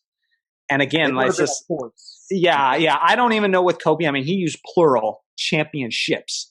And my point there is that Vince Carter, he didn't have the most support, but he was a legitimate superstar because I remember for a while, it was Kobe, it was Vince. And I remember the hype was all Vince. They were saying that he was the next Jordan for a little bit. I still have my Beckett Price guys for trading cards where Vince Carter's cards are worth slightly more than Kobe Bryant's. And I thought it was crap back then, but I'm telling you, that was kind of the state of the NBA in the early 2000s for a little bit. So there's this documentary on Netflix that talks about that real well. That talks about Vince Carter just being the most overhuman in all of the NBA. Easily the most popular player. that dunk contest just put him on the map. And like absolutely on the map. Too. I'll put Toronto on the map too. I mean, they were a new franchise, and all of a sudden it was Air Canada. And that was another thing I didn't talk about with Reggie Miller, but it is definitely something I factored in. Is the carrying of a franchise that maybe somebody before you didn't do, or like when you can be a marquee superstar for one place. Well, in Reggie's case, for a long time, Vince's not so much, but it definitely holds weight. It does. Sure. Sure. And so to go back to that point with the Vince Carter and T-Mac thing, I could see where Kobe is coming from, because if they would have really stood together, like you could argue in that middle 2000 slot, they could have stole some championships from the Spurs or the Heat, or Yeah. So I could see that, but like they weren't touching the Kobe Shaq. Like, and my whole thing, but like we know they're not touching them, but the thing with Kobe is he then had his second opportunity with Pau Gasol. Like, you could argue, like, did Vince Carter never have a player as like good as Pau Gasol as his teammate? Yeah, Dwight Howard for a cup of coffee, and depends on how you feel about Jason Kidd. I mean, well, he never had a player as good as Shaq. I mean, he never had a player as good as Shaq, and Kobe got his first three rings off of Shaq when Carter was at his best. Yeah. I mean, does Carter win a championship if he has Shaq in 2000, 2001, 2002? Oh, you want to know what's the difference between saying that about Kobe? You could argue Kobe's greatest year was in 2009 or 2001. Like, there's a 10-year gap of greatness that you can argue. Like, it's not. I'm not saying he's equal to Kobe. I'm not saying he's equal to Kobe. I'm just saying he didn't have the right supporting cast to be a serious perennial title contender. Now, he didn't last as long as a superstar, and you can even tell. I mean, not many people say this. I feel like he started getting kind of fat, after New Jersey. Like, he just didn't stay. Like, he didn't. He got a little thicker, right? Yeah. Yeah, he got a little thicker, and like he kept some of that like God-given athleticism, but like I was like Kobe stayed toned, and that's one thing about like Kobe, LeBron, MJ. It's like every season they're like working on their body in such a way where it's like, this year I've slimmed down 15 pounds. This year I like broaden my shoulders because I'm taking on X, Y, and Z. Like they do stuff like that. It's like Carter had his first 5 years, and then he just started putting on some baby fat. So I don't know. That's hilarious. Best in-game dunker you've ever seen? Do you guys agree that it's Vince or no? Because I like hearing the different names. What do you got? Who you got, Johnny? You gave me a look immediately when I said that. I have three guys that have always been nearly impossible for me to rank. Okay. I think that one dunk contest was the greatest. That windmill 180 and then roaring at the sky on his descent. It's just like, what a showman. So beautiful. Like, yeah. Oh, but in-game dunker, it's either Vince, it's either Dominique Wilkins, or Sean Kemp. Like, really? You old Sean Kemp like that? Really? Sean Kemp was, oh my gosh, but it was a different kind. Like Dominique Wilkins and Vince Carter was flashy. Yeah. Like for the most part, flashy dunks. Dominique was a combination of flashy and power, while Sean Kemp was just power. Yeah. Sean Kemp was just pissed off at the rim like it owed him money, like all the time. And so they're each different, but I mean, but all of them at their best, they were doing stuff that was just like every night, like all the time. It's funny you brought up baby fat with Vince Carter, and then brought up Sean Kemp 2 seconds later. Oh my, that's not baby fat. That's fat. That's something else. Poor Sean. That's he liked food a little too much. Yeah. All right. What are we gonna do? What we got left? Let's do. Darion Lindsay had Tony Parker, right? Yeah, he fought, and I'm surprised you have Manu and not Parker. I feel like Parker. That's where the entertainment value and stuff gets over. Where Tony Parker, I'm not. And you see the thing with Tony Parker is he was actually, like, you could argue he was like an MVP caliber player towards like that last. From 2007 probably to 2014, that was like their main, probably not 2007, maybe more like 2009-ish. Mm-hmm. He won a Finals MVP. He definitely was a huge reason for the 4 championships. Sure. And he was, for sure, at the time, he was a top 5 point guard in the league. For that span, 100% Tony Parker was a top 5 point guard in the league. You could argue for a while he was like 3rd. Name him. Okay. It was Chris Paul. What was the window again? Yeah. Huh? What was the window of years again you gave? I think it was like 2009-ish from like 2014. Okay. So we're talking. Keep going. I want to hear them. I want to hear the names. Chris Paul. Uh-huh. Darren Williams. Yep. You had around that time was Nash. Derrick Rose got to be in that conversation. He won an MVP during that time. Yeah, but that was one of the years. That's literally his peak, though. Is within those years you named. Is he was drafted and then he was only there for like a year or two. Like I'm putting Derrick Rose in that top 5 for the window you gave. I disagree. Well, Tony Parker is definitely in there. Also a different kind of point guard, so that's kind of tough. Yeah. But. Damn, you're making me go all the way back. I'm gonna say one name, but it's only in the second half. But like, can't forget about Rondo. Rondo was nice. Like, yes, Rondo. 2012 to 2014, like that dude was nuts. And you look up some of those stat lines he put up in the playoffs. Like he was arguably the best player some postseasons for the Celtics, and they were talking about big three. It's like, don't forget Rondo, man. He was nuts. Fact. That is a fact. Hey, it's Franklin. I was like, what? And they hear you singing? Yep. Okay, that's good because I was like me just randomly pausing in the. I have to. You're getting towards the end there. That's pretty good. But my whole thing is, I think he's more so in the middle of that than the end. Yeah, I don't. I definitely don't. Tony Parker's teardrop at that time was like literally lethal. Did you say Nash? Nash is still in there too. Yeah, Nash was one of them. The top 2 were 100% Chris Paul and Darren Williams at that time. Yes. Steve Nash was up there, but I think it's towards his end. So Derrick Rose won an MVP in this period of time. It matters. Got to throw him in there. Literally, he was for the Derrick Rose career. I'm not even trying to be like a hater. Like he was literally not that good. I can see Dario's case for 3. Yeah, I can actually see it. Was a legit. The whole thing is he was behind Tim Duncan, so it just makes it look like he's not as great as he was, and he's in Pop's system. Tony Parker was 100% a top 5 point guard in the league. He's not like he was. All right, top 5. I would say he's top 5 for sure. I was even, 10, but I'll hear you out. Like Steven Jackson says that Tony Parker was the reason they lost that championship to the Heat because he wanted Tony Parker during that time. Tony Parker was like basically fighting for the Finals MVP, and he wanted to end. That is an actual thing that Steven Jackson has said on his. No, it wasn't that. It wasn't that I made the face for. I was like, oh, really? I'm glad I didn't put him on the list then. What an asshole. Oh, Tony Parker? Yeah. But what I'm saying is he was at the time their best player in that 2013 finals. 100%.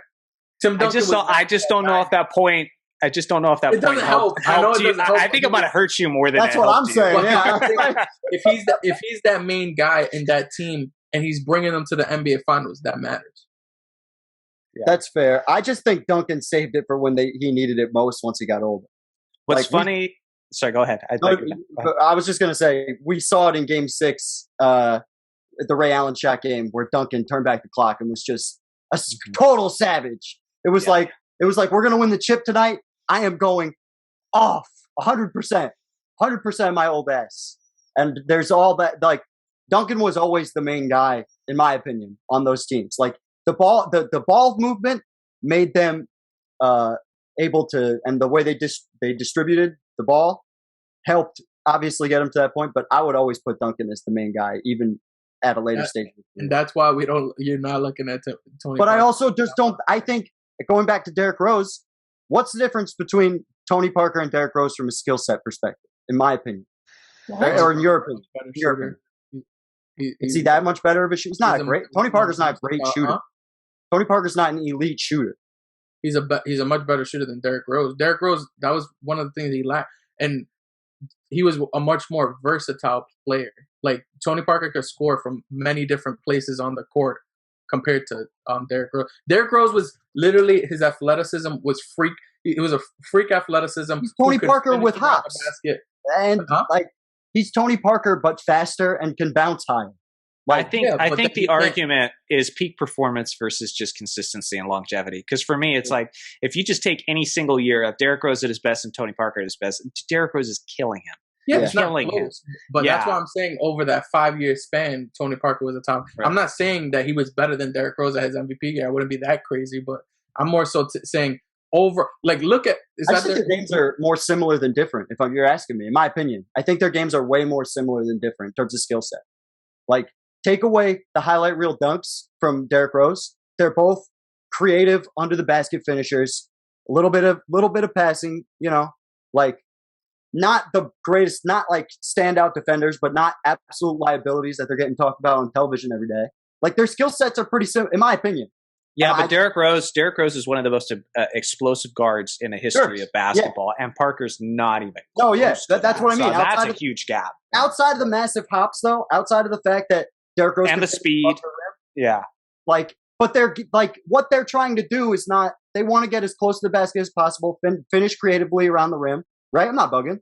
Like, no, I feel that. I mean, I wouldn't say like just because they kind of shoot in the same areas doesn't mean like Tony Parker.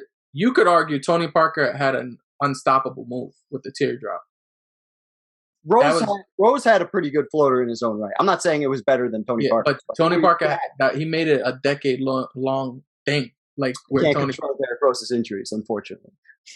But that matters. Like we're talking about top 75. There's a reason Derrick Rose isn't even in the conversation, and Tony Parker is. Like, I think it's because Tony Parker was good enough in the regular season and definitely did what he had to do in the postseason. He won the Finals MVP for a reason against LeBron James. That don't mean anything. Stop. Against LeBron James. LeBron James and that Cleveland team was literally LeBron James at 22 years old again with his pack of scrubs, and LeBron played like trash that NBA Finals anyway. Now that Pistons series, that was one of the greatest things I've ever seen from a basketball player ever. But in that series against San Antonio, he was garbage. But you see, that's why you can't.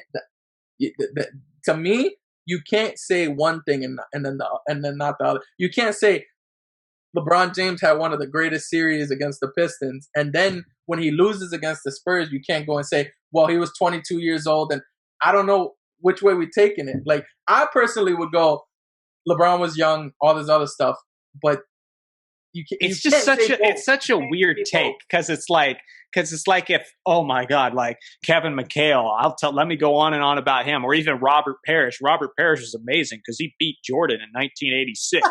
It's like, what? Like, they were friggin' stacked. Jordan was a baby. He still put up 63, like, and he had like the traveling cocaine circus. Like, what are you talking about? Like, such a weird take. So that's not what that's takes I've ever heard. All right, I'll take that. That's so deep funny. All right. Anybody else in this category before we get into lawyer mode? I will say one thing real quick that I noticed is I'm kind of having a weird epiphany. Okay. That like maybe there's some sort of subconscious bias I'm having with the Spurs, because I'm like the only person here who didn't pick a Spur beyond Tim Duncan. There's no Ginobili. There's no like you all either pick Ginobili or Parker, and I didn't pick one. I'm like, it's kind of interesting. Why is that? I'm having a big reflection moment. The Lakers and like you were watching like hardcore around that time. The Lakers, but they were also, for the most part, 2013, 14 was some of the most beautiful basketball ever. But especially in like the 2000s, mid 2000s, they were boring. Like that was the thing. Everybody said they're boring. And I mean, I kind of get it. Like from an X's and O's standpoint, I love the game of basketball. So like I could watch, any kind of basketball and enjoy it to a certain extent. But yeah, it's just like Tim Duncan and his bank shot, and like Bruce Bowen's gonna, shut you down. It's just like, yeah, it's just also boring, the Lakers and the Spurs. The Lakers and the Spurs during Kobe and Shaq And that era, they were just always, whoever won that matchup was winning the championship. It felt like. If you beat the Lakers or the Lakers beat the Spurs, they were getting in the finals and they were probably going to win the ring. That's what it felt like for a while there. I'm going to adopt your guys' logic for this one to defend myself. Is just say the Spurs were boring. So yeah, there you go. I mean, they weren't entertaining. So that's why I don't have a second Spur in here. That's my logic. That was not my logic. It's only Russell. okay, sorry. I'm going to take Russell's logic on this one. My bad. Sorry, Dario. Wrestling fan. Entertainment fucking matters. All right. That explains everything. You're a wrestling. I hate wrestling. I can't handle that. That's skidded garbage. I've never been able to get into it. I'll have to sit down with you one of these days and explain it. But you just we're talking basketball. Save yourself. Save yourself. So you're the only person that had Bob McAdoo. He's somebody I looked at. He's somebody that I've heard a million times should have been on the 50 greatest list the first year. Mm-hmm. But I feel like he will 100% be somebody that if we're just leaving it up to younger people, he will get totally. He played for Buffalo. Doesn't exist anymore. Like he did have that run with the Lakers in the 80s, or in the early 80s, but his apex was for a Buffalo team that didn't do a whole lot. So, talk to me about it. Guys, this is easy. I mean, he led the league in scoring 3 straight years in a row, getting as high as 35 points a game. He has 2 NBA championships. He was good over a long period of time because he was even impactful, that many people forget, for the Showtime Lakers coming off the bench. And so almost like that Manu Ginobili role, not play style, but more just impact coming off the bench sort of thing. In the 1970s, that era was completely, for the most part, dominated by Kareem Abdul-Jabbar. For almost a decade straight, from an individual standpoint, because there was tons of different champions. But if you were talking about who's the best player in the game, it was Kareem, almost every single year. There was only one guy, not only one guy, but there was only a select few players who challenged him several years for being the best player in the game. One of them was Bob McAdoo. Sure. I mean, the dude was absolutely incredible. He was so far ahead of his time when you look at his footwork, his mid-range game, because he's a very graceful, artistic scoring big man, almost similar to Hakeem Olajuwon, where the way he'd free himself up and that sort of thing. He doesn't have the footwork of Hakeem. Nobody does. Yeah. But yeah, he was efficient at what he did, considering the fact that he was only a mid-range scorer for the most part. And yeah, dude, 35 points a game, multiple championships. If he was a modern player, he'd be in, no question. Nobody wouldn't even think about it. Yeah. You want to know? It's crazy. Well, not really, but because you can tell why I would not notice this guy. But I totally forgot about Bob McAdoo. I can't believe it. I'm shocked by that. Well, so did the original 50. I don't know why the heck he wasn't in the original 50. He should have been. And I was thinking about the guys that were a bit big talking points of not being in the original 50, and I totally. But it's because I don't like I said, I don't really show too much respect for guys before 1980. And even he was in the court. He was in the. I can't believe I forgot about him, but it's because I think of him as the 6th man for the Lakers. So and not really who. And I should have looked into him a little more. But looking at his accolades and what he's done, and I feel like he should be in off accolades alone. He should. I will say this because I can at least respect your stance of you kind of view older guys. I'm kind of interested to know where that cutoff point is, but you kind of view older guys as they're less athletic. It wasn't as competitive, that sort of thing. But then there's guys where even with that logic, that mindset, you still would have to give them respect because they're so far ahead of their time. Yeah. Guys like Pistol Pete Maravich, bigs like Hakeem Olajuwon, Bob McAdoo from the 70s, one of them. I mean, just how skillful, just watch some of his compilations and stuff. You can watch my 70s video about 70s MVPs. Yeah. The dude could play today. And he played the center position like he was a wing. He's so talented, so skilled. So my thought process is pretty much anything before the 80s, and I feel like it's because the NBA and the ABA were competing, and I feel like that really you weren't able to go against the best of the best because some of the best weren't playing against you, and that hinders some of the play. And it's not their fault, but to me it hinders some of them because we don't know what you truly would have been going against this guy. Like, and that's just how I look at it. I'm very big on like competition. In the 80s, that all changed, and then I mean, sure, you had dynasties like the Celtics, Lakers, 76ers, and Detroit, but you still went against the best of the best, and a lot. So that's the way I think of it. Maybe it's not as logical, but that's just kind of my thought process. But I off of just accolades alone, I would probably have to take out somebody from my list for Bob McAdoo.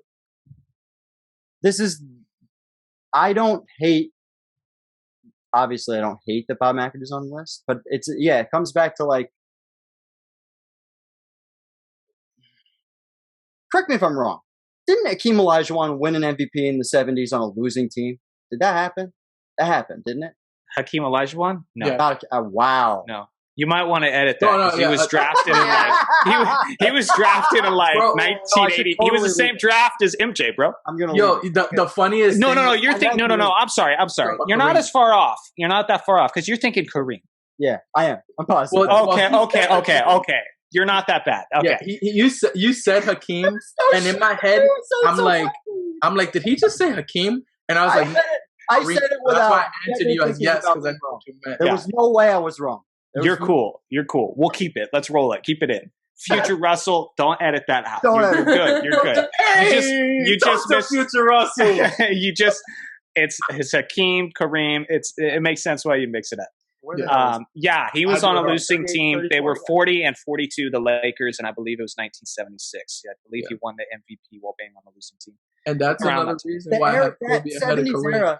That's a different story. Between the ABA diluting the talent to an extent, between everybody's traveling cocaine circus from the 70s, it is so hard to justify it's so hard to put in the right context what exactly he did, in my opinion. Yeah, but we're not taking a bunch of guys from the 70s. Like, in order for me not to put in Bob McAdoo, I would have to say the 70s were so bad competitively. Its cocaine issue was so bad that I'm just going to ignore it completely. That's what it would have to be for me to not put Bob McAdoo in. Because, like, from a talent standpoint, how much he scored, how much he won, how he challenged who some people consider the greatest center, even some people, a smaller demographic, the greatest player of all time, Kareem Abdul-Jabbar. Yeah. He challenged him like for a small period of time. Like, come on, he's got to be in there. And we also can't talk about Ginobili and not like he did it on like he's really a player that did it on all levels. Like now I'm arguing for a guy I didn't even pick, but he MVP, scoring titles, and was he a Sixth Man of the Year too? I'm just persuasive, bro. Yeah. I truly didn't even. I should have looked into. I feel so disrespectful that I didn't even look into it. No, it's good, dude. You're young and I'm weird, so I know these things. You're only like 4 years older than me. You're not that much younger. Well, that's what I said. I didn't say I wasn't young. I said you're young and I'm weird, so it's okay. Like I can learn something new today. Totally, it's all good. Yeah. Okay, now you respect Bob McAdoo. Cool. Yeah. Now you know things. Now you know about the Buffalo Braves. Fucking all right. Now I'm gonna pick who I'm taking out of my list. I want to talk to you guys about Andre Iguodala because I knew that this would be a boiling hot take, right? But before you continue, Ross, I just have a question. Yes. Now knowing what you know about Bobby, are you still picking Iggy over Bobby? Well, this is my thing. I'd probably not. But like, fuck it, I got to do my point anyway. Do it. Let's do it. This is that undisputed first take type crap where it's like, they don't even believe it, but they're going to argue it anyway because, conflict. Yes. Yes. You're not supposed to be telling the audience. It's supposed to just be, come on, That's guys. Okay. Let's see how well he can argue one of the worst picks in the 75 I've ever seen. So go for it. I wrote the first thing I have here in my notes is he was my 75th player. I said that. You're starting on the defense. You're starting on the defense, dude. He is my 75th player. All right, he's not above anybody that you maybe you would think, oh, how many people does he have him above in the 75? Nobody. All right. He is scraping the bottom, crawling his way into the list. But he's been successful literally everywhere he's been, right? He made the playoffs out of his 17 seasons, 14 years he's been in the playoffs. He's gone far in the playoffs a lot. He's played with all kinds of amazing talents and made them better than they were previously. Like, I think he was very good for a guy like Allen Iverson. I think he was very good for a guy like Steph Curry. I think he was good that weird year when he was on Denver and they were fucking awesome. That's one of my favorite dark horse teams of all time. Is that Nuggets team. That 2012. Yeah, that Nuggets team that like, and they didn't have a superstar, but they were still. But he was the closest thing. And JaVale McGee would come in for like 20 minutes a game and just completely destroy everyone. It was the weirdest. They used their high altitude in Denver, it felt like, to their advantage because they were going up and down the floor constantly, all 9 yards. Fun fact about that: apparently in the playoffs they played the Warriors in the playoffs that year, and Steph Curry was getting fouled like aggressively by, you know, it was something that George Karl, and I guess everything that we know about George Karl now, it's not that surprising, was coming at him, right? And Iguodala went out of his way to be like, yo, I'm not a part of this shit. I'm not a part of this. And they're playing him hard. I just want best person to win. It's funny that he ends up on the Warriors not very long after that conversation, feels like. But anywho, gets to the Warriors, sacrifices immensely. A guy that could have easily done way more than he did with another team, goes to Golden State and becomes like one of the best glue guys for a dynasty type team, if you want to call that Warriors period a dynasty. Like one of the best team chemistry glue guys, could come in, could guard the other team's best player at any point. It's why he won Finals MVP, although it could be argued a million different ways. I'm going to throw the Finals MVP out. I don't care about that. Fucking. That's like one of the only real arguments. I have said zero about anybody's Finals MVP. Now you're doing the Dario thing. You're doing the Dario thing. You're doing the Paul Pierce thing. What's up with everybody shooting themselves in the foot? Hang on to that Finals MVP. You need it. Don't get rid of it. Whatever you do. Because I'm coming. Okay. My whole thing is like, how do you have this dude over Tony Parker? Like that's like. See, that's what I was going to get at. That's what I was going to get at, Dario, because I will not argue that Andre Iguodala is such an underappreciated talent. Sure. I will not argue against that. And I think another thing that flies under the radar is similar to Dwight Howard, similar to guys who've just been along really long time. A lot of kids don't really know how good he was back in his younger days because Iguodala in Philly was so athletic, so incredible. I mean, he never became a superstar, but there was people going, is he on the verge of becoming a superstar?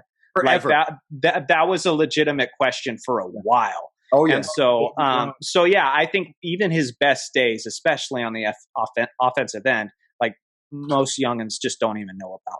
But like Darius said, it gets to the point where it's like, okay, but you're picking him over this guy. Tony Parker's an example. I'd go to another guy that I picked that no one else did, Alonzo Mourning. Tell me what Iggy does better than Alonzo Mourning.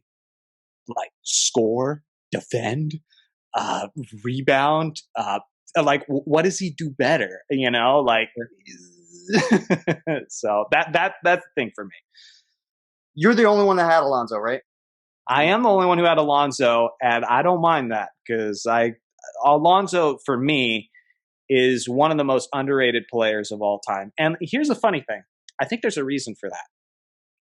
Alonzo Mourning is one of those weird guys who, like, take Jordan's era, and everybody goes, look at how Jordan kept everybody from being considered one of the greatest players of all time, which is true.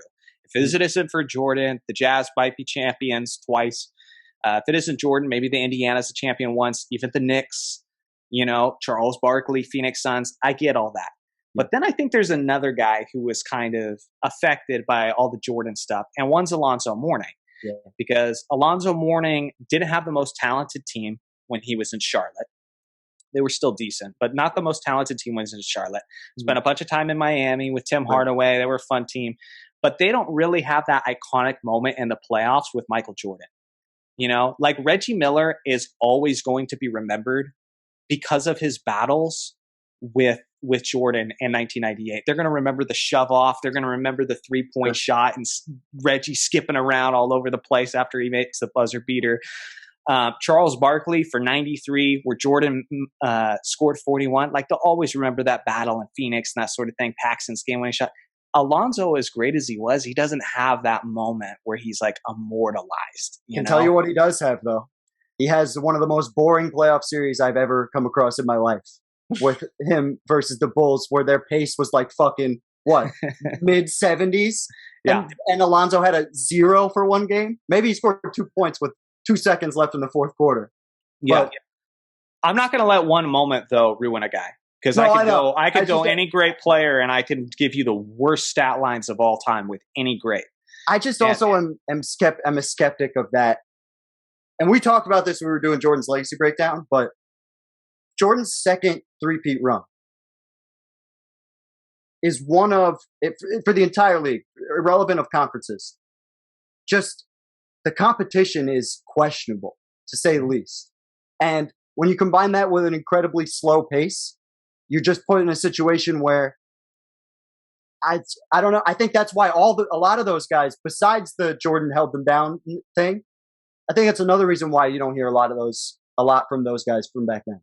Is because to your point, there's not a lot of those entertaining sequences, and because it's a slower era, that stat lines don't stand out as much. They don't pop, because teams are only scoring 90 points a game. It's harder for a player to score 30 points a game. Karl Malone in 1990 is the only player other than Jordan for the entire decade to eclipse 30 points per game in a season. Just Karl Malone that one season. I mean, it was harder then to stand out on offense.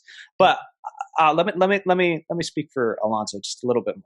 Yeah, because in his best years, he was a great scorer. Had a pretty good mid-range jumper. Could even push it out to 19, 20 feet. Sure. And he was north of 20 points a game during his best time. While, especially later on in his career in Miami, one of the greatest defensive players of all time. People don't bring him up. Like, just an incredible shot blocker with the 2006 Heat. But I mean, that whole kind of stretch with the Heat, he was coming off the bench for Shaq. Right. And he was like that amazing, incredible sixth man, but on defense. Yeah. If you look at like the NBA Finals in 2006, he played hardly any minutes, and he's still averaging like 1.5 blocks. Like, the dude was a force, and he was without question the best defensive player on that team. And so you can't be the best defensive player on a championship team and not get a tremendous amount of credit that, even if you're well past your prime. Not to mention his prime was pretty solid too, both offensively and defensively. Shaq always mentions him when he talks about this. Always. Never hesitates.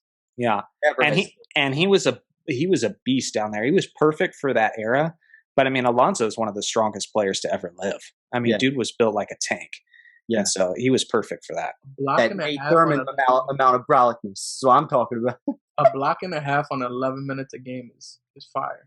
Yeah, try prorating that, dude. That's insane. That gets insane real fast. He's getting a block every time he touches the floor. He comes out. He's fucking people up. I mean, you start prorating that a little bit. I mean, again, he's conserving his energy by only playing 11 minutes. I get that, but you prorate that a little bit. You're talking about the greatest Akeem Olajuwon block shot numbers of all time. Like, that's what you're talking about. Like, that's insane. And that was him in his old age. So that's a fair point.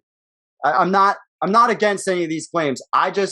For me, this is why I have Iguodala as my 75th guy. Because I think he's probably a shade above Iguodala. But things like, this is the thing that I'm interested to see besides Iguodala, but just like going back to how is everybody going to vote?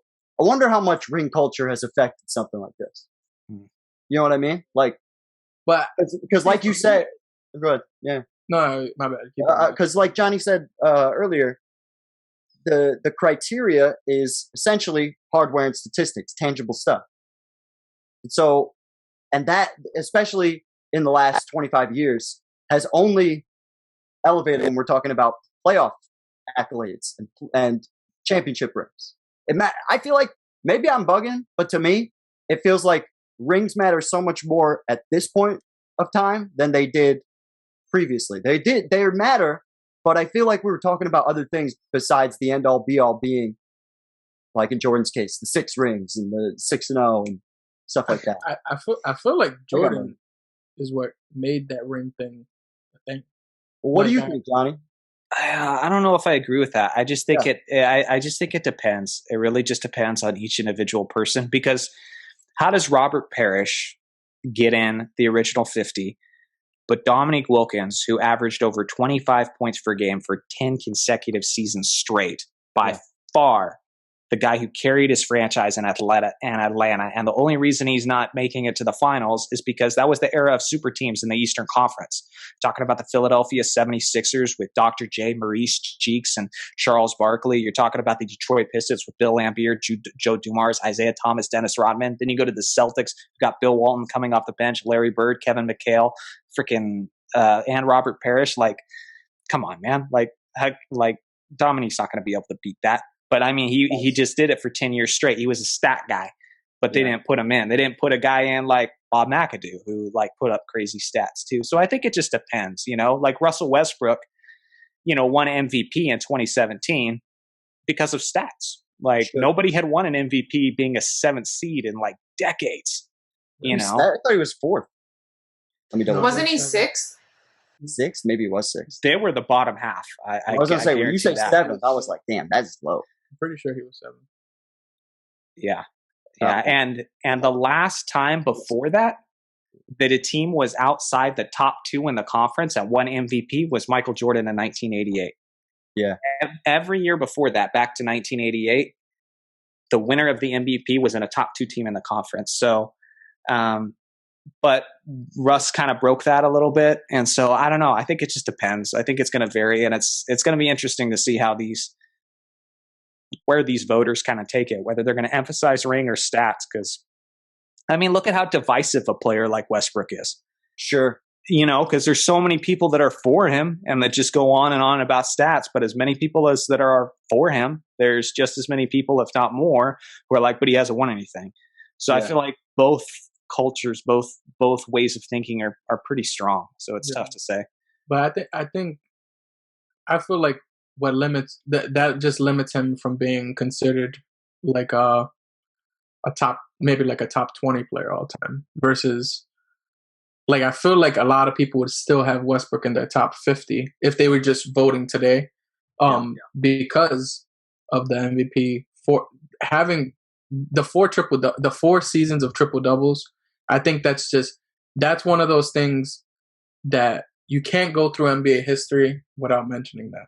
So to me, you automatically just that, like, we talked about Oscar Robertson for 60 years or 50 years because of that triple double. Like, if Oscar Robertson never had that triple double record or whatever, we most likely would not be talking about Oscar the same way. And I will say something that's kind of a hot. It sounds like a hot take, but it's just a fact. In 1962, when he put up that triple-double season, it was easier to put up a triple-double season then.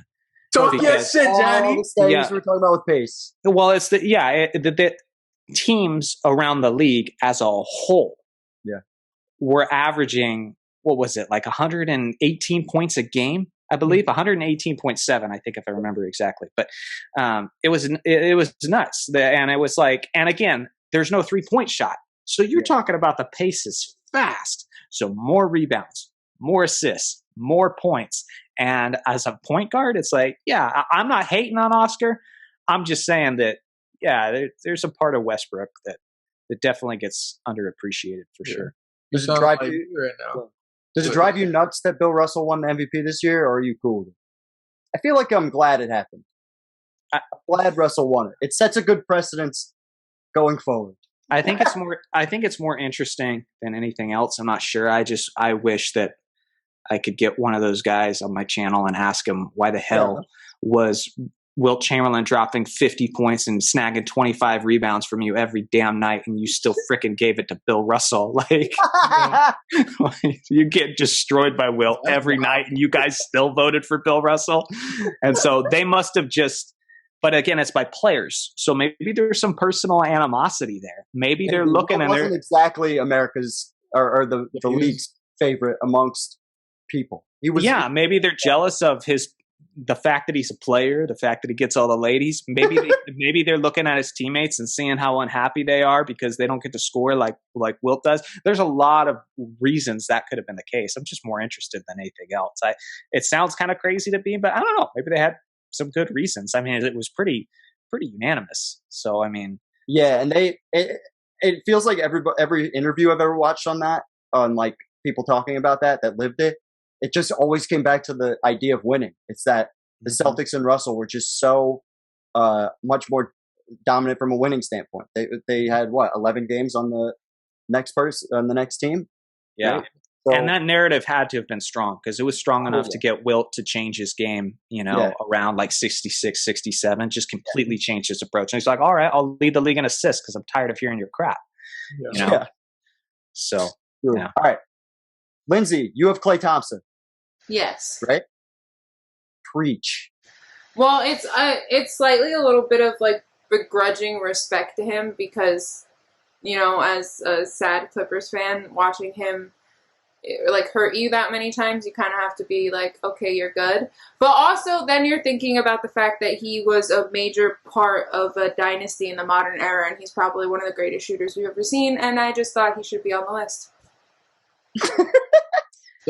I can help her out a little bit too. I think that's a good argument because even as she said it, the more I think about it, I'm like, there is an argument there. There is an argument. Thank you, John. There is an argument. Well, yeah. Well, because great defender, great defensive player, doesn't get enough credit for that. Yeah. Is he somewhat overshadowed by Steph Curry? Because if Steph Curry's not there, are we saying that Klay Thompson's the best shooter in the entire league? Are we raving more about him as a shooter, or is he, just overshadowed by Steph a little bit? And one thing you can't argue is when he gets hot, he's one of the most explosive scorers of all time. 37 points in one quarter, 60 points on like 4 dribbles or something like that. Like if he gets hot, he's one of the most dangerous players of all time. So he also has the profile of a Roman statue that should be added to his list. He does have that, yeah. Yeah, he has that. That's the strongest point. I should have thought of that. Absolutely. That's shit I never would have thought to say. The only thing with Klay for me is he's only been in the league played 8 years in the league. Like, twice as many as Shaq when they put him in.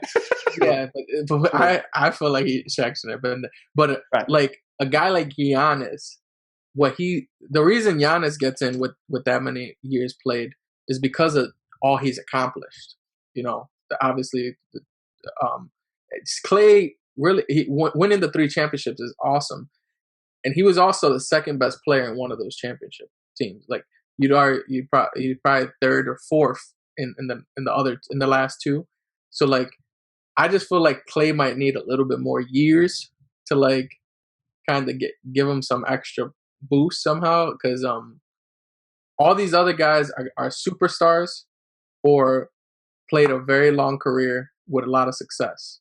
Well, I'll say that's why he has, like, I get what you're saying, but that's why he has just an argument and he's not a shoo-in. Like, if he had the long career already, it's no argument. I'd chastise you for not putting him in. I feel like, he's got to be in if he had the longevity. But because it's a short kind of sample size, there you kind of have to argue it a little bit. Yeah, Johnny, you just broke my heart. I wanted to have Klay in there. I thought about him, but what'd you say? Johnny broke my heart. I'm supporting your case. What are you talking about? No, but you said it was only an argument. It was only an argument. Nah, I didn't mean it like that. I'm saying the reason why it's debatable in the first place is because he's so great in a short sample size. That's the only reason it's debatable. That's my point. If he had a long career of a lot of the other guys, he's a shoo-in. And so I feel like I'm supporting your case. I'm saying he's one of the greatest ever, but he's done it in a small window, so that's why people debate it. Where do you guys rank him amongst the most clutch players you've ever seen? because this is where I think he's the most underrated. He is so clutch. Klay is top 5 for me. He is dangerous. He is in elimination games. He is. There's not many people better than him. Game 6, Klay is a thing. If you have, like, I'm not gonna lie, because of my LeBron hate, I became like a huge Warrior fan because I was just hating on LeBron throughout that process. But so I watched like every single Warriors game throughout that 5-year run, and Klay Thompson, whenever there was a big moment and they needed someone, he did what he had to do. Only besides 2016 finals, but other than that, he always came through. It felt like every time their back was at least a little against the wall, you could pencil in Klay for 30 and a bunch of threes. Like 37. Wild. He was doing jumping jacks in the Raptors finals, trying to get back on the court if you had 30 and 3/4. After his ACL freaking that was epic. That was epic. I love that the three of us are all praising Klay Thompson now. We're the three, jerks that didn't put him in. And that is why I'm correct and you guys are all wrong. No, you're still wrong. It's not bad. It's I don't hate the pick at all. Klay's kind of weird when you start talking about clutch. Because yes, he always came through.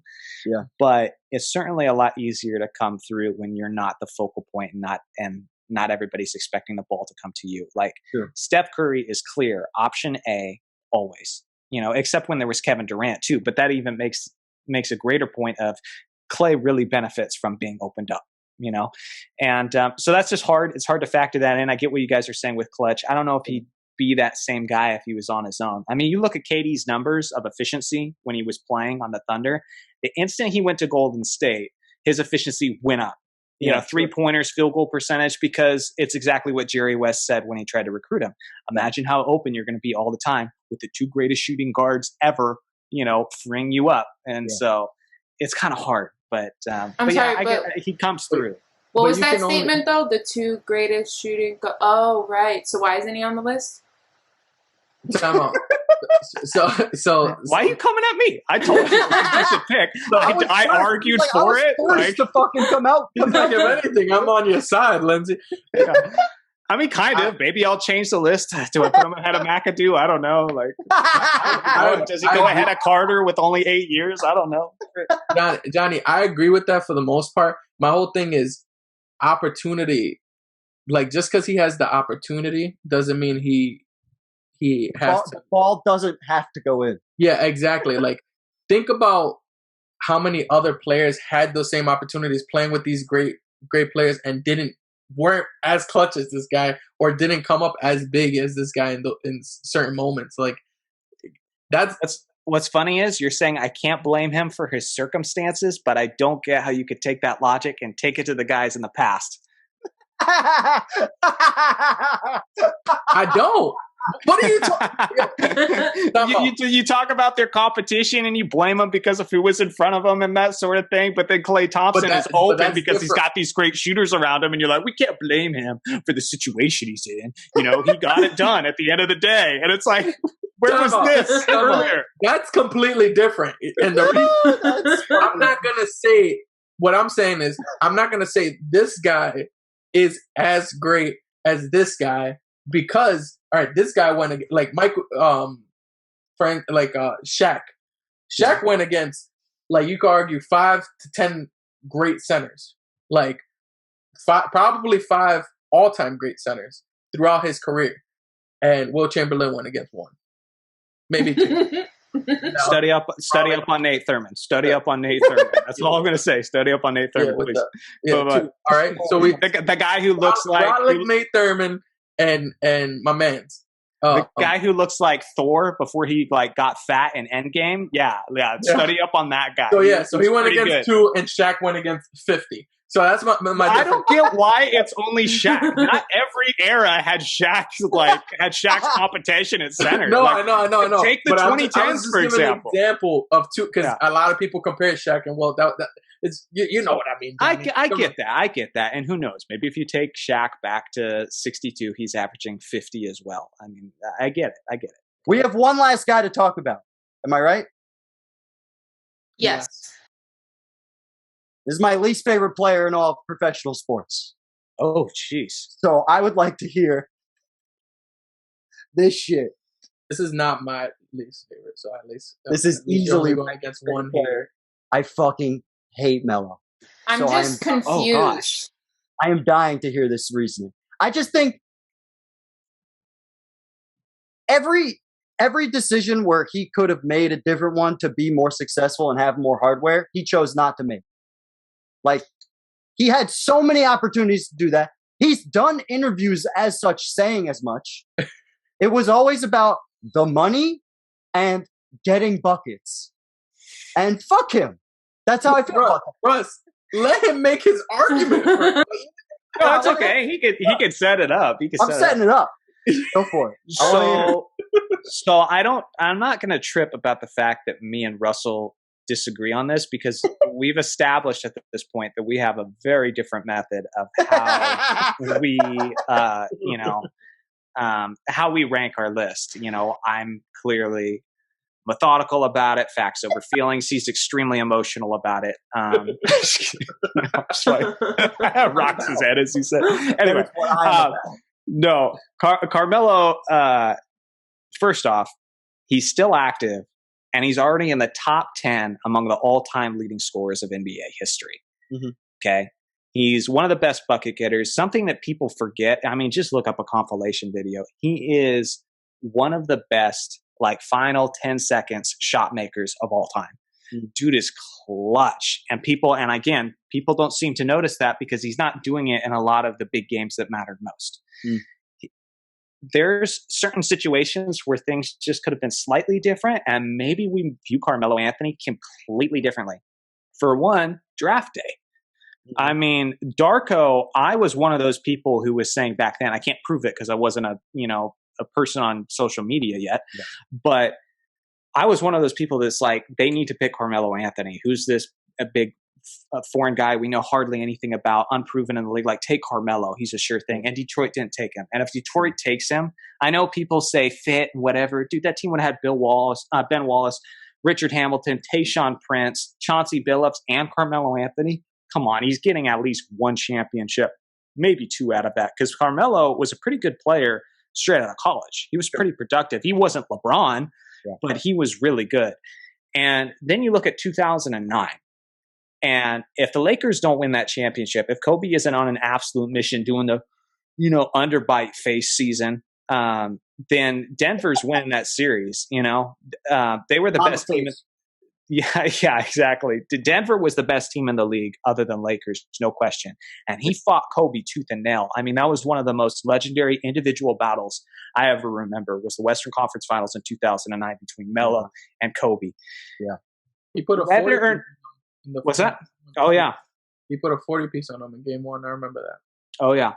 And whether or not it's debatable whether or not you should include the Olympics in it. But if the Olympics are included, then it's easy. Carmelo's in it. 3-time gold medalist, was the highest scoring Olympian ever up until Kevin Durant recently passed it. So if you want to factor that in, it becomes even easier. But just at the rate he's getting buckets, top 10 scorer of all time. Didn't win very much, but he was close, and in the right situation, I think he could have. And a lot of the things, like Russell was saying, that kind of shot himself in the foot, was just like a question of his intelligence rather than his basketball skills, I would say. I'm fine with that. I was so frustrated. Like, why the heck are you staying with the Knicks? And it even got personal, because I remember in like after Dwight Howard left, soon after that, like 2014 time, he had a chance to come with the Lakers. Yep. And he thought about it. And given how Kobe declined in his health and everything, I actually don't necessarily think that would have been the best situation. But I definitely did not think that staying in frickin' New York was the best situation, knowing that management has been screwing them forever. Yeah. And so again, that's just an intelligence thing. But like, he's one of the greatest scorers of all time, and I'll get you a bucket when it matters. He also could have waited to go to New York instead of forcing the trade. That was bad. I forgot about that. So unnecessary. Yeah. He could have had that whole pretty much that Nuggets team that Russell says that he loves so much in 2012. He could have had that as his bench. That's another reason why I love them so much, is because I just think about, oh, this is what Melo could have had on New York, and instead he went on fucking Melo's team and without him, and did the same, and still managed to be extremely successful. A lot of it's circumstance, though, too, because I mean, like with Melo, his best season with New York was 2012 to 2013. They were 55 and 27 that year, and who did they run into? The Miami Heat. That were coming off of winning 27 straight games that year with Wade, Bosh, and Melo and Ray Allen. Yeah. Like, that's not fair on Melo. Like, that was his best chance in New York, and he never really had a chance because LeBron decided, I want to, you know, take all the amazing free agents to Miami. It's like, that's not his fault. But even with that Knicks team, it was just a live by the three, die by the three situation in New York. But we were getting to that point where that was starting to work. I mean, but Dallas just did that in 2011, right? They were a 3-point shooting team. Yeah, but this is where I think about all the things that factor in intelligence-wise. I just don't think Melo would have been able to be the leader in a situation like that. Like, I just don't think. I just don't think so. And they're probably losing to Spurs in the finals, so maybe he has a finals appearance, but they're probably losing to Spurs. So one thing thinking, because after looking into Melo, how much different was he to Dominique Wilkins? I mean, like, from a overall, style standpoint. No, like, style for sure. I'm talking about overall career. When you look at their career in totality, like we have Dominique Wilkins, like, because I was thinking about that today, because I left Melo out as well, but I started looking into Dominique and Melo together, and it kind of, like, you can argue Melo over Dominique in a sense. If they left out Melo of the 75, it would be like Dominique all over again. I actually really like that comparison because there's a lot outside of style, outside of approach that really lines up. One of the greatest scorers of all time, wasn't in the right situation, so ended up getting bounced out of playoffs a bunch. 1988, I think it was 88 or 89 playoffs with Larry Bird. Dominique had one of the greatest solo battles of all time, which is kind of reminiscent of what Melo had with Kobe in 2009. No, it's a great comparison. I like it. Melo technically, Melo, what they did well in terms of scoring, you could argue Melo did better. It's an argument. Yeah, and neither player is a good defensive scoring, player. He's just a little ahead of Dominique. Then you got Melo in the playoffs. Melo really did go to the Eastern Conference Finals at least. Nick never left the semifinals. Like that battle against Bird was in the semifinals. Yeah, but I could argue that the 80s, it was more 80s competitive. Especially, it might have been the strongest conference of all time. I agree. I agree for sure. But that's in terms of if you're looking at both players, that like, and you're just trying to give edges to one or the other, like it. I felt like I that was pretty much my edge with Dominique is. He had to go against in the toughest conference of arguably all time and had to fight in there. And pretty much he was a top player and everybody knew it. And what I loved about him was the Achilles thing. Like he pretty much created hope for all players who ever got an Achilles injury. That's fair. You can be the next Dominique. Dominique did it. You possibly could do it. And only KD has come close. But For Melo's more emotional for me though, like the Achilles thing. Because obviously Kobe, when he had his Achilles injury, it always has to come back to Kobe. So it hits you in the soft spot. Yeah, when he got his Achilles injury, that was like all that was on my mind. Is like this guy did it. Kobe's 100. He was 4 or 5 years older than Nick at that point, though. Yeah, so for sure. No, I know that, but I wasn't at the time. I was like 17. And I did not think about that at all. I'm just like, he could definitely do this. Fuck that. Like, no, I wasn't 17. I was like 20 or whatever. So back to Melo though. Definitely true. Last thing, my last question on Carmelo. So I'm thinking about Melo during that Knicks era. While he was on the Knicks, where did he rank in the East for you? Because for me, he's either third or fourth out of the teams from that period of time. So we're talking teams, not an individual player. No, I'm talking. I'm talking teams from that era. Like I have Miami number one in that period of time with LeBron, Wade, those guys. I have the Pacers who were battling Miami during that period of time, and the Knicks had an opportunity to go against and could not beat them. And I have the Bulls with Derrick Rose on the come up at that point. I think I have them over that Knicks team. That's not my opinion. But I like I like the Bulls more defensively than that that Knicks squad. Like, I don't know. I don't have the Knicks higher than fourth out of those teams. I think this is Derrick Rose injury year. This particular year? Yeah, he just won MVP the year before. No, yeah, I put this up so I could get an idea for the era in general. Yeah. Yeah, I was not taking Brooklyn seriously at that point. Indiana was weird. Yeah. Part of me just feels like they just matched up really good with Miami. Larry Bird, baby. Like Larry they Bird just making shit happen. Yeah, they just which first of all, MVP, Coach of the Year, GM of the Year, appreciate Larry Bird because he's the only guy who's ever done that. Like any form of basketball, he's good at his job, no matter what job he has. But yeah, they're 2 or 3. I mean, they're still 2 or 3 behind Miami. Because the Bulls, I need to remember when Derrick Rose has that injury because we can't pretend that didn't happen. No. Yeah. And then Brooklyn, I don't take seriously. And Indiana, you might put Indiana ahead of New York, but I think it'd be a great series. Part of me thinks it was just a great matchup. It was a series, and they beat them in 6 games. Didn't Stoudemire get injured in that series, though? Amari? So was Indiana the team that eliminated New York that year? Yeah. It was. In the semifinal. Yeah. Okay. At least this. Well, then technically they have to be 3, right? Yeah, that's where my head was at. I don't know why. I remember Melo going up for that dunk. This will be on your screen. I think it was Melo. Melo going up for the dunk, and Roy Hibbert just fucking blocking the shit out of him. Now that was like a microcosm for the whole series. Then what year did Miami eliminate New York? To me, it's not fairly comparing the two teams because they weren't at their their second best player was injured and not. But Amari has less of a window than Derrick Rose on the Bulls. Like Amari on the Knicks is even shorter. It felt like he was hurt. Like right after Melo got there, it felt like Amari then fell off. No, I know, but what I'm saying is when you're talking about that Knicks team throughout the regular season, they were at a stature with Amari. I thought they were at a stature because of the threes. Like they were making so many threes at that point. With J.R. Smith being the 6th man of the year. Tyson this was Linsanity year as well, right?